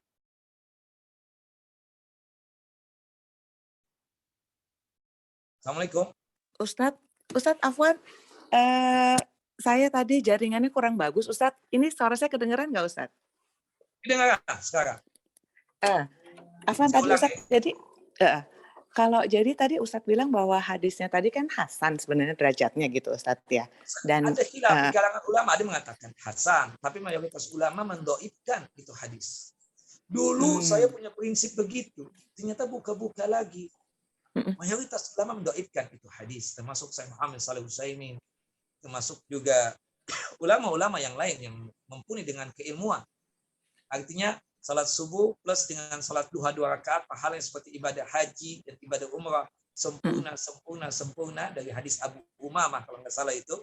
Ternyata hadisnya kebanyakan ulama menghukumi dhaif. Tapi mereka sepakat Rasulullah dari subuh sampai terbit matahari duduk di tempat beliau salat itu benar adanya. Tapi status tentang salat subuh digabung dengan salat duha tadi 2 rakaat itu pahalanya seperti melaksanakan ibadah haji dan ibadah umrah. Wallahu a'lam bishawab. Saya lebih condong kepada yang mengatakan bahwasannya status hadisnya dhaif. Nah, jadi bagi bapak-bapak atau ibu-ibu yang ingin mendapatkan fadilah, keutamaan yang pahalanya itu sama seperti ibadah haji dan ibadah umrah, salat berjamaah di masjid. Salat 5 waktu berjamaah di masjid. Cuma buat ibu-ibu, yang mana pilihannya? Tetap di rumah kah atau di masjid? Kita katakan tetap di rumah yang afdal, yang istimewa. Tapi ketika nanti ibu salat, ya datang ke kajian, kebetulan salat berjamaah di masjid, maka ibu mendapatkan pahala seperti melaksanakan ibadah haji dan ibadah umrah. Wallahu a'lam bishawab. Yang hadisnya sahih itu berkaitan dengan salat di Masjid Quba. Kalau nanti kakak datang ke Madinah, sempatkan datang ke Masjid Quba. Salat 2 rakaat, salat apa? Salat wajib di situ atau salat 2 rakaat di situ pahalanya seperti melaksanakan ibadah umrah. Wallahu a'lam bishawab. Itu yang sahih. Nah, jadi Ustadz Afwan ya, saya masih sedikit ini penasaran sedikit aja. Jadi kalau misalnya ada bapak-bapak nih yang mengerjakan, karena kan sampai sekarang ini kalau saya lihat banyak ya bapak-bapak yang ya, menjalankan hadis tersebut ya Ustadz ya gitu. Nah jadi maksudnya sebenarnya walaupun misalnya hadisnya itu hasan dan doif tadi deh ibaratnya gitu doif ya, Ustadz. Berarti kalau misalnya ada dia seorang bapak-bapak tadi tetap habis mau sholat subuh dia masih mau zikir atau apapun di masjid itu terus dia juga ngerjain sholat yang 2 rakaat tadi misalnya gitu ya duha di awal waktu ya udah dia kerjain aja tapi bukan dia tidak gini maksud saya jadi dia tidak usah menanamkan dalam pikiran bahwa dia akan mendapat pahala yang seperti haji dan umroh tadi. Itu boleh nggak seperti itu, Ustadz? ya, dia boleh. Sepakat tadi kan. Kalau untuk duduk-duduknya di masjid setelah salat subuh sampai terbit matahari, itu memang kuat dalilnya. Hadisnya sahih. Yang diperdebatkan ulama itu kan tentang kita punya keyakinan. Kalau kita tambah dengan salat duha 2 rakaat yang diistilahkan oleh bapak-bapak itu salat isyraq atau suruk tadi, itu pahalanya seperti melaksanakan ibadah haji dan ibadah umrah. Ini yang diperdebatkan di kalangan ulama. Yang mengatakan bahwasannya hadisnya derajatnya hasan. Di antaranya Syekh Nasir Albani, di antaranya Syekh Khalid Al-Husainan, ya, mengatakan bahwasannya itu oke. Tapi mayoritas ulama hadis itu mengatakan status hadisnya tersebut adalah apa? Dhaif. Tidak bisa dijadikan sebagai hujjah. Sama halnya seperti hukum begini kan. Pembacaan surah Al-Kahfi menghususkan malam Jumat atau hari Jumat. Itu kan pahalanya luar biasa. Ya kan? Ya, kita mendapatkan cahaya dari kita tinggal sampai ke Ka'bah sana. Kan seperti itu. Betul. Artinya Syekh Nasir Albani mengatakan ini derajat hadisnya hasan. Tapi murid beliau Abu Ishaq Al-Huwaini mengatakan, enggak, hadis dhaif untuk penghususan malam Jumat dan hari Jumat. Tidak ada penghususan kapan waktu pun, mau hari Sabtu, mau hari Ahad, mau Senin, Selasa, Rabu, baca surah Al-Kahfi. Khusus, ya, dia akan mendapatkan fadilah keutamaan seperti itu. Tidak menghususkan malam Jumat dan hari Jumat. Tapi teman-teman sudah menjadi kebiasaan. Ya monggo, silakan saja. Cuma kita sarankan sekali-sekali antum, Bapak Ibu, baca juga dong hari Sabtu, hari Ahad, hari Senin. Tidak mengkhususkan hari Jumat saja kan, seperti itu. Nah ini kan bicara tentang masalah kedudukan itu hadis. Seperti surah Al-Muluk yang mengkhususkan sebelum tidur. Ada yang mengatakan yang penting dibaca setiap hari. Cuma kalau kakak sudah terbiasa sebelum tidur baca surah Al-Muluk dan surah As-Sajdah, monggo silahkan saja. Karena memang ada perdebatan tentang masalah itu. Tapi mau ya sekali-sekali baca dong setelah zuhur, setelah asar, atau misalnya kita lagi santai baca. Jangan terlalu terfokus sebelum tidur saja. Seperti itu kira-kira. Nah, bolehkah kita itu misalnya salat sunnah di masjid? Sepakat ulama boleh, termasuk salat duha. Boleh kita salat duha di masjid. Kita mengapa yang demikian? Tapi yang afdal di rumah. Wallahu a'lam bishawab. Nah, begitu kira-kira. Barakallahu fikum Ustaz. Ustaz, jadi tadi yang menghasankan apa nih ya? Saya masih penasaran sama hadisnya tadi. Jadi yang tadi menghasankan Imam Ahmad bin Hambal. Saya Nasruddin Albani bahkan. Oh, saya nggak oke. Tapi kalau dari 4 mazhab, saya Khalid Al-Husainan itu yang menghasankan hadis tentang pahala ibadah umrah tadi itu atau ibadah haji sempurna. Iya. Ya kan? Seperti itu. Tapi Sedangkan kalau dari mayoritas ulama mengatakan bahwasanya itu tunjukkan hadis dhaif. Nah, itu kan makanya kita menjelaskan sejelas-jelasnya seperti itu. Jadi kita tetap, meskipun saya punya keyakinan itu hadis dhaif, tapi saya tidak bisa melarang kafinya atau misalnya Om Haris yang sudah biasa mengamalkan itu. Sesuai dengan keyakinan saja. Seperti itu kira-kira ya. Artinya seperti misalnya kayak berkaitan dengan sholat. Kakak terbiasa kalau mau turun, mau sujud itu tangan dulu apakah lutut dulu? Ya, intinya kan satu, menyelisih ontak. Kayak mayoritas ulama mengatakan bahwasannya lutut dulu baru tangan. Berdasarkan hadis Wa'il bin Hujr. Ya, sedangkan sebagian ulama mengatakan tangan dulu baru lutut. Hadis Abu Hurairah. Tapi hadis Abu Hurairah ini yang mengatakan waliyadha yadaihi summa rukbataihi, letakkan tangan dulu baru lututnya. Itu bukan sabda Nabi, itu ucapan Abu Hurairah. Makanya Al-Imam Ibnu Qayyim rahimahullah di dalam kitab beliau Zadul Ma'ad di antaranya membantah mereka yang mendahulukan tangan dulu baru lutut. Termasuk Syekh Muhammad bin Shalih Al-Utsaimin di zaman kita sekarang ini. Ibnu Taimiyah itu mengatakan lutut dulu baru tangan. Ya, termasuk murid beliau Imam Ibnu Qayyim, lutut dulu baru tangan. Tapi Ibnu Taimiyah ketika ditanya, bagaimana tentang orang yang sudah terbiasa tangan dulu baru lutut? Ya sudah. Kita mengarahkan sesuai dengan keyakinan saja. Karena memang pada kenyataannya ya, realitanya itu bahwasanya onta itu punya kaki 4. 2 kaki depan kinayah tangan. 2 kaki belakang kinayah lutut. Onta yang mana dulu turun? Subhanallah. Sepakat. Kaki depan dulu, baru kaki belakang. Kita disuruh untuk menyelisih onta. Berarti lutut dulu, baru tangan. Kan seperti itu. Ala kulli hal. Tapi sudah terbiasa aku Ustaz. Tangan dulu, baru lutut. Gimana? Di antaranya yang mengatakan tangan dulu, baru lutut adalah Syekh Nasruddin Albani. Rahimahullah rahmatan wasi'ah. Nah, perbedaan-perbedaan seperti ini, oke lah. Kita katakan masing-masing bawa perahunya. Kan seperti itu. Yang jelas kalau kita ditanya, kalau Ustadz apa? Saya lutut dulu baru tangan. Saya membantah sebatas membantah ungkapan ini, tapi tidaklah sifatnya itu memusuhi. Bedakan kita berdiskusi dengan berdebat. Saya dengan kakak sedang berdiskusi, bukan sedang berdebat. Gimana kalau aku terbiasa seperti ini? Monggo, ada dalilnya. Cuma kalau wujud pandang aku itu hadis, menurut mayoritas ulama, itu hadis dhaif.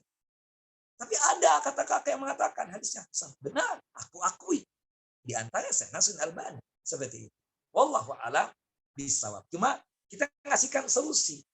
Gimana? Tetap perbuatannya duduk-duduk di masjid itu tetap dia kerjakan. Memang ada dalilnya. Tapi jangan sampai ada keyakinan bahwasanya oh ini pahalanya seperti ini loh. sekali-sekali kita katakan bolehlah dia kerjakan di rumah itu salat duha, ya kan? Jangan di masjid terus menerus salat duhanya kan? Seperti itu yang diistilahkan surut tadi itu. Wallahu a'lam bishawab. Gitu kira-kira. Nah, Barakallahu fikum Ustadz, wa jazakallahu khairan. Nanti untuk pertanyaan di layar dan diskusi selanjutnya nanti Uti Farah yang akan pandu. Silakan Uti Farah. Ya, UTV-nya jazakillah khair. Iya, Ki. Assalamualaikum warahmatullahi wabarakatuh, Ustadz. waalaikumsalam warahmatullahi wabarakatuh. Silakan Kak. Ya, Ustadz, langsung ke pertanyaan Ustadz ya. Ya. Assalamualaikum, afwan Ustadz, mohon koreksinya. Apakah ini benar? Biasanya saya mencuci celana anak yang terkena kencing, itu anaknya ini sudah makan makanan selain ASI, Ustadz ya. Dengan air yang mengalir, saya kucek-kucek dengan tangan, lalu saya masukkan mesin cuci. Nah, begitu juga dengan celana yang terkena darah haid. Caranya juga seperti itu, Ustadz. Dikucek-kucek dulu dengan air sabun, kemudian dimasukkan ke mesin cuci. Nah, apakah cara seperti ini sudah mensucikan dari najis? Itu mantap banget tuh pencucian seperti itu. Artinya tertempel najis, entah air darah haid, darah nifas, atau misalnya kencing, dia kucek-kucek dulu, dia basuh begitu, baru setelah itu dia masukkan ke mesin cuci. Ya itu sudah luar biasa itu, sudah benar banget gitu kan.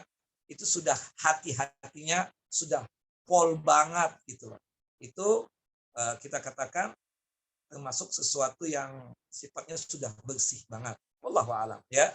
Artinya kalau kita mencuci itu, Ustaz, kalau kita campur langsung di mesin cuci itu, saya tahu nih, bisa jadi ada darah haid, bisa jadi ada kencing, bekas celana dalam dan seterusnya. Langsung. Kemudian setelah itu kita kasih sabun. Nah, kemudian setelah itu kan kita bilas dengan air yang bening lagi. Nah, apakah itu juga dianggap sesuai dengan syariat mencuci seperti itu? Sesuai banget sudah. Apalagi yang dilakukan oleh ibu tadi. Sebelum dia memasukkan itu celana dalam ke mesin cuci, dia tahu ini celana dalam terkena darah haid atau terkena kencing, dia kucek-kucek dulu, dia bersihkan baru dimasukkan. Oh, itu sudah melebihi dari sesuatu yang kita katakan dari apa yang menjadi kebiasaan. Itu sudah suci banget, sudah bersih banget. Allahu a'lam. Nah, ya Ustadz, jazakallah khair Ustadz. Ustadz, ini Ustadz tentang yang tadi masalah wanita yang lebih utama tadi kan sholat di kamarnya di dalam rumahnya ya. Nah, gimana Ustadz kalau misalnya nih kita atau ada teman kita yang lagi bertamu nih ke rumah kita, masuk waktu sholat. Nah, apakah ini kita misalnya kita ada tamu ke rumah kita, mereka mau, saya mau sholat ya di sini gitu. Nah, apakah kita, ayo udah di kamar deh, atau boleh di mana aja di rumah kita itu Ustadz? Gimana? Lebih bagus sih di ruangan yang bukan kamar kita. Karena kamar itu kan privasinya kita. Kita nggak tahu mungkin menggantung apa di situ, ya kan? Macam-macam lah.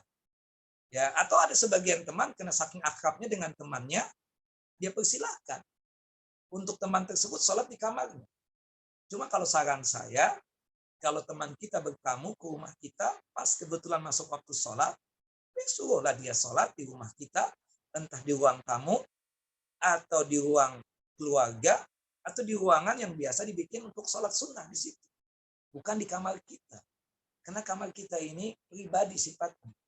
Cuma cukup diketahui oleh suami kita, atau bisa jadi oleh anak kita lah, misalnya seperti itu. Anak kita saja kan kalau masuk ke kamar kita, harus ketuk dulu, takutnya mamahnya lagi ganti pakaian dan seterusnya. Yang biasanya kapara kita nggak sadar di kamar kita itu bisa jadikan kita lagi apalah ya, kita kadang nggak dipikir itu biasa saja. Tapi teman kita yang masuk ke kamar kita itu kan di hatinya nanti ada sesuatu. Oh, ternyata kesimpulan, nah ini di kamarnya ada ini dan seterusnya. Jadi alangkah baiknya kita persilahkan teman kita sholat di rumah kita di bagian yang kita tunjuk, ya, bukan di kamar rumah kita, bukan di kamar rumah kita. Karena kamar itu tempat secretnya kita, tempat rahasianya kita. Tidak semua orang boleh tahu tentang kondisi kamar kita tersebut. Wallahu a'lam bishawab. Nah. Ya Ustadz. Berarti tadi kalau yang hadis tadi itu berlaku untuk kita di rumah kita sendiri ya, yang di dalam Kalau ruangan. di rumah sendiri, kalau di rumah orang ya Iya. bisa berabe, Kak. Ya kan, seperti itu. Misalnya di rumah orang sama di masjid, bagus mana? Di masjid. Ya kan? Sama di Iya. hotel tadi itu. Di rumah orang lain, ya, ataukah di masjid? Di masjid. Karena itu bukan rumahnya dia, rumah teman, seperti itu. Wallahu a'lam bishawab. Nah, Iya Ustaz, syukron Ustaz. Nah Ustaz, ini pertanyaan lagi Ustaz, tentang sholat lagi Ustaz. Misalnya nih Ustaz, kita sholat witir ya Ustaz. Niatnya kita melaksanakannya 2+1, jadi bukan langsung 3 gitu Ustaz. Nah tapi pas kita sudah rakaat kedua yang harusnya kita salam, kita lupa nih, kita naik bangun lagi nih, berdiri di rakaat ketiga gitu. Nah ya. itu kita sudah sadarnya pas kita sudah baca Al-Fatihah misalnya Ustaz. Nah itu kita tetap sujud sahwi atau gimana tuh Ustaz? Ya, kita duduk lagi, kemudian nanti setelah salam kita sujud sahwi 2 kali sujud. Setelah itu salam lagi, kemudian tambah 1 rakaat untuk mensempurnakan hitungan sholat witir kita. Tetap sujud sahwi. Wallahu a'lam bishawab. Nah, karena niatannya, dia kan harusnya 3 rakaat itu tata caranya ada 2. 3 rakaat sekali salam atau 3 rakaat 2-1. Dia niatan mengerjakan salat witir yang 3 rakaat 2-1. Kadang-kadang dia lupa. Dia main naik saja di rakaat yang ketiga. Setelah Al-Fatihah selesai, dia ingat. Apa yang harus dia lakukan? Dia duduk. Dia tasyahud. Dia salawat Nabi. Dia doa sebelum salam. Dia salam. Dia sujud sahwi dulu 2 kali sujud. Kemudian salam. Ya. Setelah itu dia tambah 1 rakaat lagi. Ya. Jadi sujud sahwinya itu pas di waktu dia mengerjakan masih 2 rakaat tadi. Karena dia mengerjakan 2-1. Jelas Kak Farah ya? Yang saya maksud. Ya. Oh berarti tadi Ustadz yang udah bangun 1 rakaat itu tadi nggak dihitung berarti ya Ustadz ya? Enggak, ketika dia sadar nih. Ya. Kita kan niatan 2-1, bukan niatan 3 rakaat sekali salam. Ya. Pas sudah waladhdallin amin, kita ingat. Maka yang kita lakukan apa? Duduk untuk tasyahud. Nggak pakai ruku ya Ustadz? Tidak pakai ruku. Kenapa? Karena niatan dia 2-1. Oh iya, jadi jangan diselesaikan ya. Ya, 2-1 dia duduk melakukan tasyahud, salawat Nabi, kemudian doa sebelum salam, kemudian dia salam, sujud sahwi 2 kali sujud, kemudian salam. Baru setelah itu dia tambah 1 rakaat. Seperti itu. Kalau dia lupa. Ya. Nah. Oh tadi berarti nggak ruku dan nggak sujud ya Ustadz ya? Kalau ruku kan 3 rakaat. Kalau ruku 3 rakaat ya. Kak. Iya, ya. Nggak berarti ini tadi membatalkan niatan yang pertama. Nah, ini yang berbahaya, membatalkan niatan. Membatalkan niatan itu bisa membatalkan ibadah salat. Allahu a'lam bishawab. Seharusnya 2-1, kok dibikin udah deh 3 rakaat sekali salam aja deh. Nggak bisa begitu dalam konteks salat. Ya. Dia harus ikut aturan mainnya. Makanya ingin yang mana? 3 rakaat sekali salam atau 2-1. Seperti itu. Seperti misalnya kafarah. Tadinya qobliyah nih. Ingin mengerjakan 2 rakaat salam. Kemudian ada di pikiran, kita lupa ngasih pakaian teman yang sudah beli dengan kita. Nggak jadi deh qobliyahnya saja. Langsung aja deh, teruskan salat zuhurnya. Batalah salat kafarah. Karena tadi niatan qobliyah. Kok diubah menjadi salat wajib. Seperti itu. Allahu a'lam bishawab. Nah, jelas kayak? Ya Ustaz. Jazakallah khair Ustaz. Ustaz, ini sebenarnya pertanyaan juga udah nggak ada. Saya juga belum ada pertanyaan lagi. Oh ya, satu lagi deh Ustaz. Kita misalnya, seberapa penting nih Ustaz kita membalas kalimat, kan misalnya orang jazakillah khair, misalnya kita membalaskan wa jazakillah khair gitu kan. Nah kalau misalnya atau wa iya. Nah misalnya nih di grup nih Ustaz, kadang kan kita habis nge-share apa, di situ kan kita nggak buka grup lagi. Ternyata ada yang bilang jazakillah khair gitu. Kita nggak tahu nih Ustadz gitu.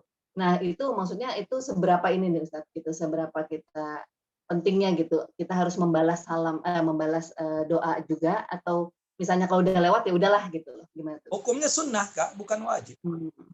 Hukumnya sunnah, bukan wajib. Kalau misalnya terlupakan atau misalnya kita baru jawab setelah beberapa hari, tidak mengapa yang demikian. Kalau toh kita nggak jawab, tidak membuat kita berdosa seperti itu. Wallahu a'lam bishawab. Nah, Ya Ustaz. Baik Ustaz. Ya udah satu lagi deh Ustaz ya. ya silakan. Ya, misalnya gini Ustaz, misalnya orang tua ini sudah meninggal Ustaz. Dia punya anak perempuan. Nah, misalnya anak perempuan ini membuka aurat ya. Kadang-kadang buka aurat, kadang-kadang berhijab gitu Ustaz. Nah, apakah orang tua yang si ayahnya ini mendapatkan siksa kubur dengan apa yang dilakukan anaknya itu sepeninggal dia atau enggak Ustaz, gimana? Abahnya tahu nggak dia buka aurat? Enggak, kan dia sebelum ayahnya meninggal dia. Jadi kan begini, kewajiban kita sebagai orang tua ketika ada anak yang khilaf dan salah, kita tegur, kita ingatkan. Di hadapan kita dia Masya Allah, tabarakallah, solehah banget, rapi, busana muslimah, ya, jilbabnya panjang. Tapi ketika keluar rumah, bersama teman-temannya dia lepas, dia ganti pakaian dia misalnya, tanpa sepengetahuan orang tuanya. Apakah orang tuanya berdosa? Tentu tidak. Dosa anak itu sendiri, seperti itu. Jadi orang tua ini punya beban, punya kewajiban untuk menegur itu anak, mengingatkan itu anak ketika dia tahu, ketika dia paham, ketika dia melihat. Ketika dia tidak melihat, tidak tahu, dan tidak paham, tidak ada dosa buat itu orang tua. Apalagi itu orang tua sudah wanti-wanti, nah kalau keluar rumah pakai jilbab, nak ya, jangan sampai dia ombar itu auratnya. Sudah bilang seperti itu. Ternyata di hadapan abah, uminya saja dia pakai jilbab. Ketika sudah keluar rumah, dia ganti pakaiannya. Yang dosa siapa? Cuma anak itu. Orang tuanya tidak salah yang demikian. Wallahu a'lam. Nah, ya Ustaz. Nah Ustaz, gimana dengan hadis yang itu Ustaz, yang selangkah anak wanita keluar membuka aurat, yang selangkah pula memasukkan orang tuanya ke neraka? Itu gimana? wallahu a'lam tentang hadis itu ya. Saya nggak tahu Kak, I have no idea. Tapi yang jelas, orang tua itu punya beban, punya kewajiban kalau dia paham mengerti tentang keadaan anaknya. Makanya dalam surah At-Tahrim, surah ke-66 ayat yang ke-6, Allah mengatakan, ya ayyuhalladzina amanu qu anfusakum wa ahlikum nara. Wahai orang yang beriman, jagalah diri kalian dan jagalah anak istri kalian dari siksa api neraka. Maksudnya adalah kita mengajarkan anak istri kita tentang din, tentang agama. Ya, ketika dia ada khilaf dan salah, kita ingatkan, kita tegur dia. Seperti itu. Nah, adapun sudah di luar rumah, apalagi sudah meninggal dunia, itu tidak ada dosa. Tentang hadis itu, nanti kakak share ke saya lihat status kedudukannya bagaimana. Penjelasan ulama bagaimana. Ya, kadang banyak di antara kita itu main ciptakan hadis. Yang kadang ini melibatkan haknya orang lain. Ya, seperti berkaitan tentang masalah mayit itu diazab di alam kuburnya dikarenakan perbuatan keluarganya yang masih hidup. Itu maksud hadisnya apa? Hadisnya sahih, dikeluarkan oleh Imam Bukhari dan Muslim. Maksud itu hadis tidak lain, ya, bahwasannya ini mayit sebelum meninggal dunia, dia tahu kebiasaan anaknya, kebiasaan keluarganya. Kalau ada yang meninggal dunia suka meratapi, ya, orang yang sudah meninggal dunia. Seharusnya ketika sakit dia berwasiat. Nah, nanti kalau abah meninggal dunia, tolong ya, jangan bikin acara ini ya, acara sekian hari nggak ada ya nak ya, tolong ya, khawatir abah nanti diazab, disiksa di alam kubur. Abah udah nasihat, sudah wasiat kepada kalian. Ternyata abahnya meninggal, si anak tetap melakukan itu. Bikin acara yang ya berapa hari ini, berapa hari itu, dan seterusnya. Yang dosa anak-anaknya. Abahnya sudah mengasihkan wasiat. Diadabnya tuh orang tua ketika dia tahu kebiasaan dari keluarganya seperti itu, bikin acara-acara yang berkaitan dengan peratapan orang yang meninggal dunia, tapi nggak pernah dikasihkan wasiat. Itu yang mengakibatkan dia diadab. Yang kedua, atau dia wasiat. Nah, kalau abah meninggal, kalau umi meninggal, bikin ya acara sekian hari ini, sekian hari itu, dan seterusnya. Dia wasiat bahkan. Itu yang mengakibatkan dia diazab di alam kubur. Itu Tapi kalau sudah dia tidak ada wasiat, dia kadang wanti-wanti kepada anaknya, ya, bahwasanya tidak boleh bikin acara ini, bicara itu, ya. Kalau dia meninggal dunia, ternyata keluarganya masih bikin juga. Nah, si mayit aman, tidak disiksa di alam kuburnya karena dia sudah wasiat, sudah memberikan nasihat, kan seperti itu. Wallahu a'lam. Nah, jadi ini orang tua nggak tahu tuh kelakuan anak di luar, nggak paham, nggak ada info, nggak sesuai pengetahuan dia, kan nggak ada dosa. Tidak ada dosa buat orang tua tersebut akibat perbuatan itu anak. Tuh orang tua berdosa kalau dia tahu, paham, tuh anak melakukan perbuatan dosa, khilaf, kesalahan, tapi nggak ditegur, nggak dinasehati. Itu mengakibatkan dia diazab dan disiksa oleh Allah Jalla wa'ala. Begitu kira-kira. Nah. Iya Ustaz. Jazakallah khair Ustaz atas jawabannya Ustaz. Barakallahu fiik. Ya, saya kembalikan ke UTV-nya. Tafadholi UTV. Ya, jazakillah khairan Uti Farah. Ustaz? Ya. Ya, ini kita boleh sambil diskusi ya. Masih boleh kan? Ada waktu kan Ustaz? 10 menit lagi Kak. Oke, silakan. Nanti kalau ada sahabat-sahabat yang mau tanya silakan resen atau mau tulis di kolom chatting juga silakan. Iya Ustaz, kan tadi kan kita membicarakan tentang perbedaan ya, sebenarnya kan judulnya kan ya Uhti dari bayi, Anda tuh sudah berbeda dengan laki-laki gitu ya Ustaz ya. Kan ini yang Ustaz sampaikan perbedaan masih dalam hal yang masih yang sedikit ya Ustaz, artinya ini masih dalam hal buang air kecil bayi dan dalam hal ibadah sholat gitu kan. Sebenarnya perbedaannya kita banyak ya Ustaz, dalam akikah pun kita berbeda gitu ya, laki-laki dan perempuan ya Ustaz ya. Nah, saya ingin bertanya sedikit, kan kewajiban menafkahi itu kan memang ada di pundaknya laki-laki gitu ya Ustadz ya. Nah zaman sekarang ini kan banyak sekali wanita juga yang bekerja gitu Ustadz ya, dengan dalam rangka itu misalnya yang membantu menopang kehidupan suami misalnya gitu ya, supaya ekonomi semua tercukupi gitu. Nah sampai sejauh mana gitu Islam itu membolehkan seorang wanita muslim ini bekerja untuk membantu si suaminya ini Ustadz? Apakah boleh selamanya gitu Ustadz? Ya. Wanita boleh bekerja dengan 2 syarat. Yang pertama, diizinkan oleh walinya. Walinya itu bisa ayahnya, bisa juga suaminya. Ya. Yang kedua, tempat dia bekerja tersebut tidak menimbulkan fitnah buat dirinya atau dengan kehadiran dia menjadi fitnah buat laki-laki yang ada di pekerjaan tersebut. Ya, 2 syarat ini terpenuhi maka diizinkan. Ya. Artinya selama tidak ada fitnah, ya, selama diizinkan oleh suaminya, maka tidak mengapa dia untuk bekerja. Tapi tentu bekerjanya seorang istri bukan berarti menggugurkan kewajiban nafkah yang wajib dilakukan oleh suami kepada istrinya. Banyak di antara kita ini memahami ketika istrinya sudah bekerja dan dia punya maisha sendiri, maka kewajiban-kewajiban yang seharusnya dia lakukan di rumahnya, dia tinggalkan. Membayar listrik, membayar PAM, ya, membayar khadamah, asisten rumah tangga, membayar sopir, itu kewajiban suami. Membayar anak sekolah, bukan kewajiban istri.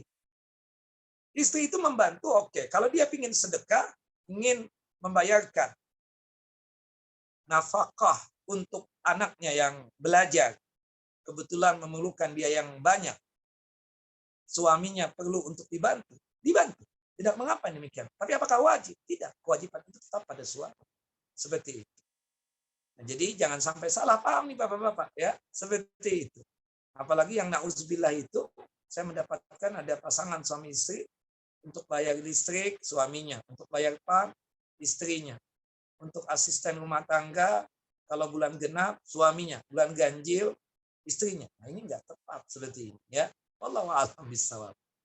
Nah, tapi artinya istri boleh bekerja, pertama diizinkan oleh suaminya, yang kedua jauh daripada fitnah. Seperti itu.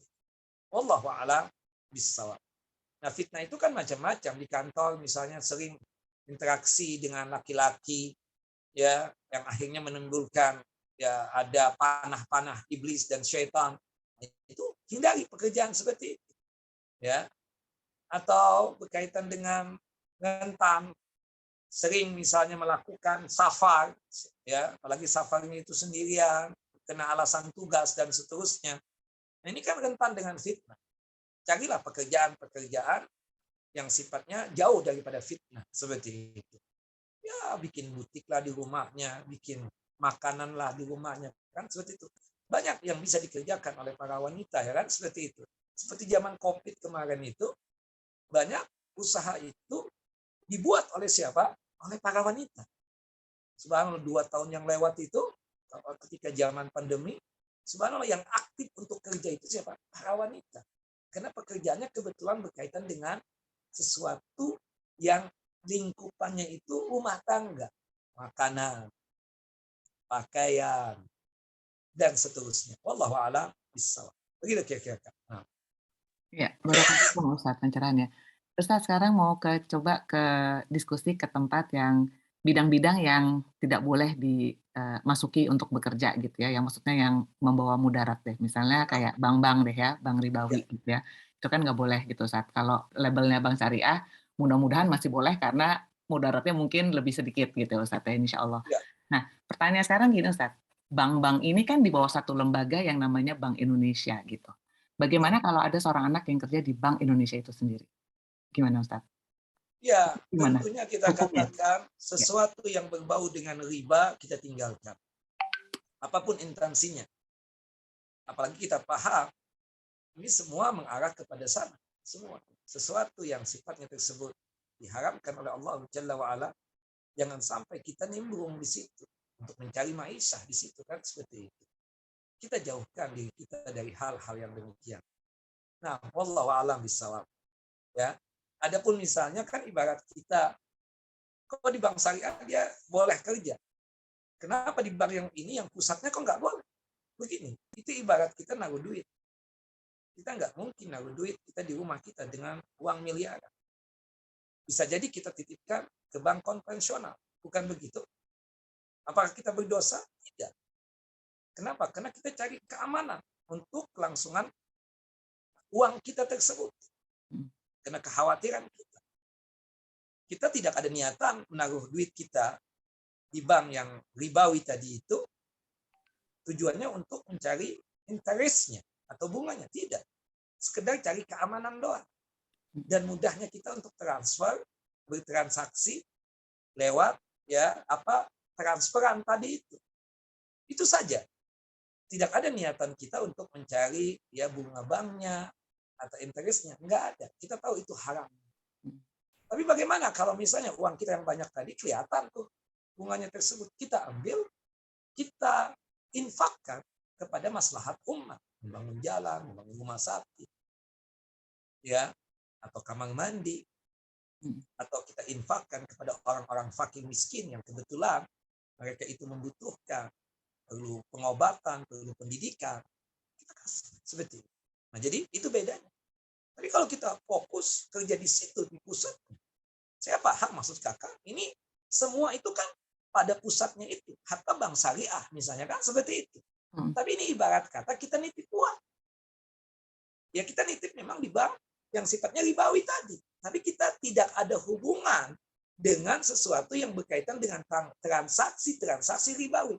Toh kita karena terpaksa khawatir kalau kita taruh uang kita di rumah, itu akan mengundang mara bahaya buat kita. Rampok bisa datang ke rumah kita, penyamun bisa datang ke rumah kita, maling bisa datang ke rumah kita. Makanya untuk mengamankan itu, kita letakkanlah uang kita tersebut di tempat tersebut. Sekaligus juga untuk mudahnya kita bertransaksi. Kakak umroh, tapi kebetulan punya ATM, bukan begitu? Uang habis karena banyak belanjanya.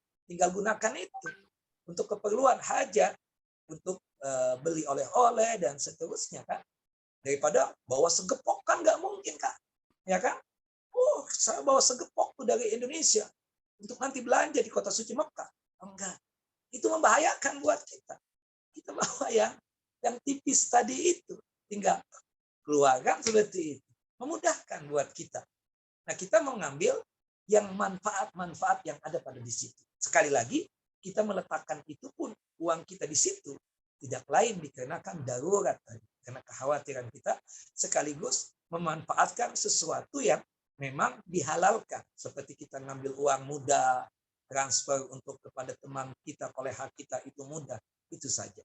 Sedangkan transaksi ribanya kita tidak pernah untuk kita ikuti. Allahu a'lam bishawab. Gitu kira-kira. Nah. Ya, barakallahu fikum Ustaz. Berarti kembali lagi niat awal aja ya Ustaz ya. Niat kita ke bank itu bahwa kita cuma untuk menggunakan fasilitas dia untuk memudahkan bertransaksi, kita tidak mengambil manfaat lain selain itu gitu ya. Misalnya gitu ya Ustaz ya. Kurang lebih gitu Ustaz. Ya, dan bedakan ya bekerja sama memanfaatkan ya, sesuatu yang ada berkaitan dengan sesuatu transaksi misalnya di situ. Tapi kita cuma memudahkan untuk transfer. Terus terang kita katakan lebih mudah bank-bank itu kan. Ya, artinya untuk cepat dan untuk macam-macamnya lah ya, seperti itu. Nah, walhasil sebatas itu saja. Tapi kalau kita kerja di situ dan seterusnya, nah ini masuk kategori tadi, yaitu yang melakukan perbuatan riba kan termasuk juga yang mendukung kan seperti itu, atau cari makan di situ kan termasuk itu. Wallahu a'lam bishawab. Maaf. Barakallahu fikum Ustaz untuk pencerahannya dan ilmu yang telah disampaikan.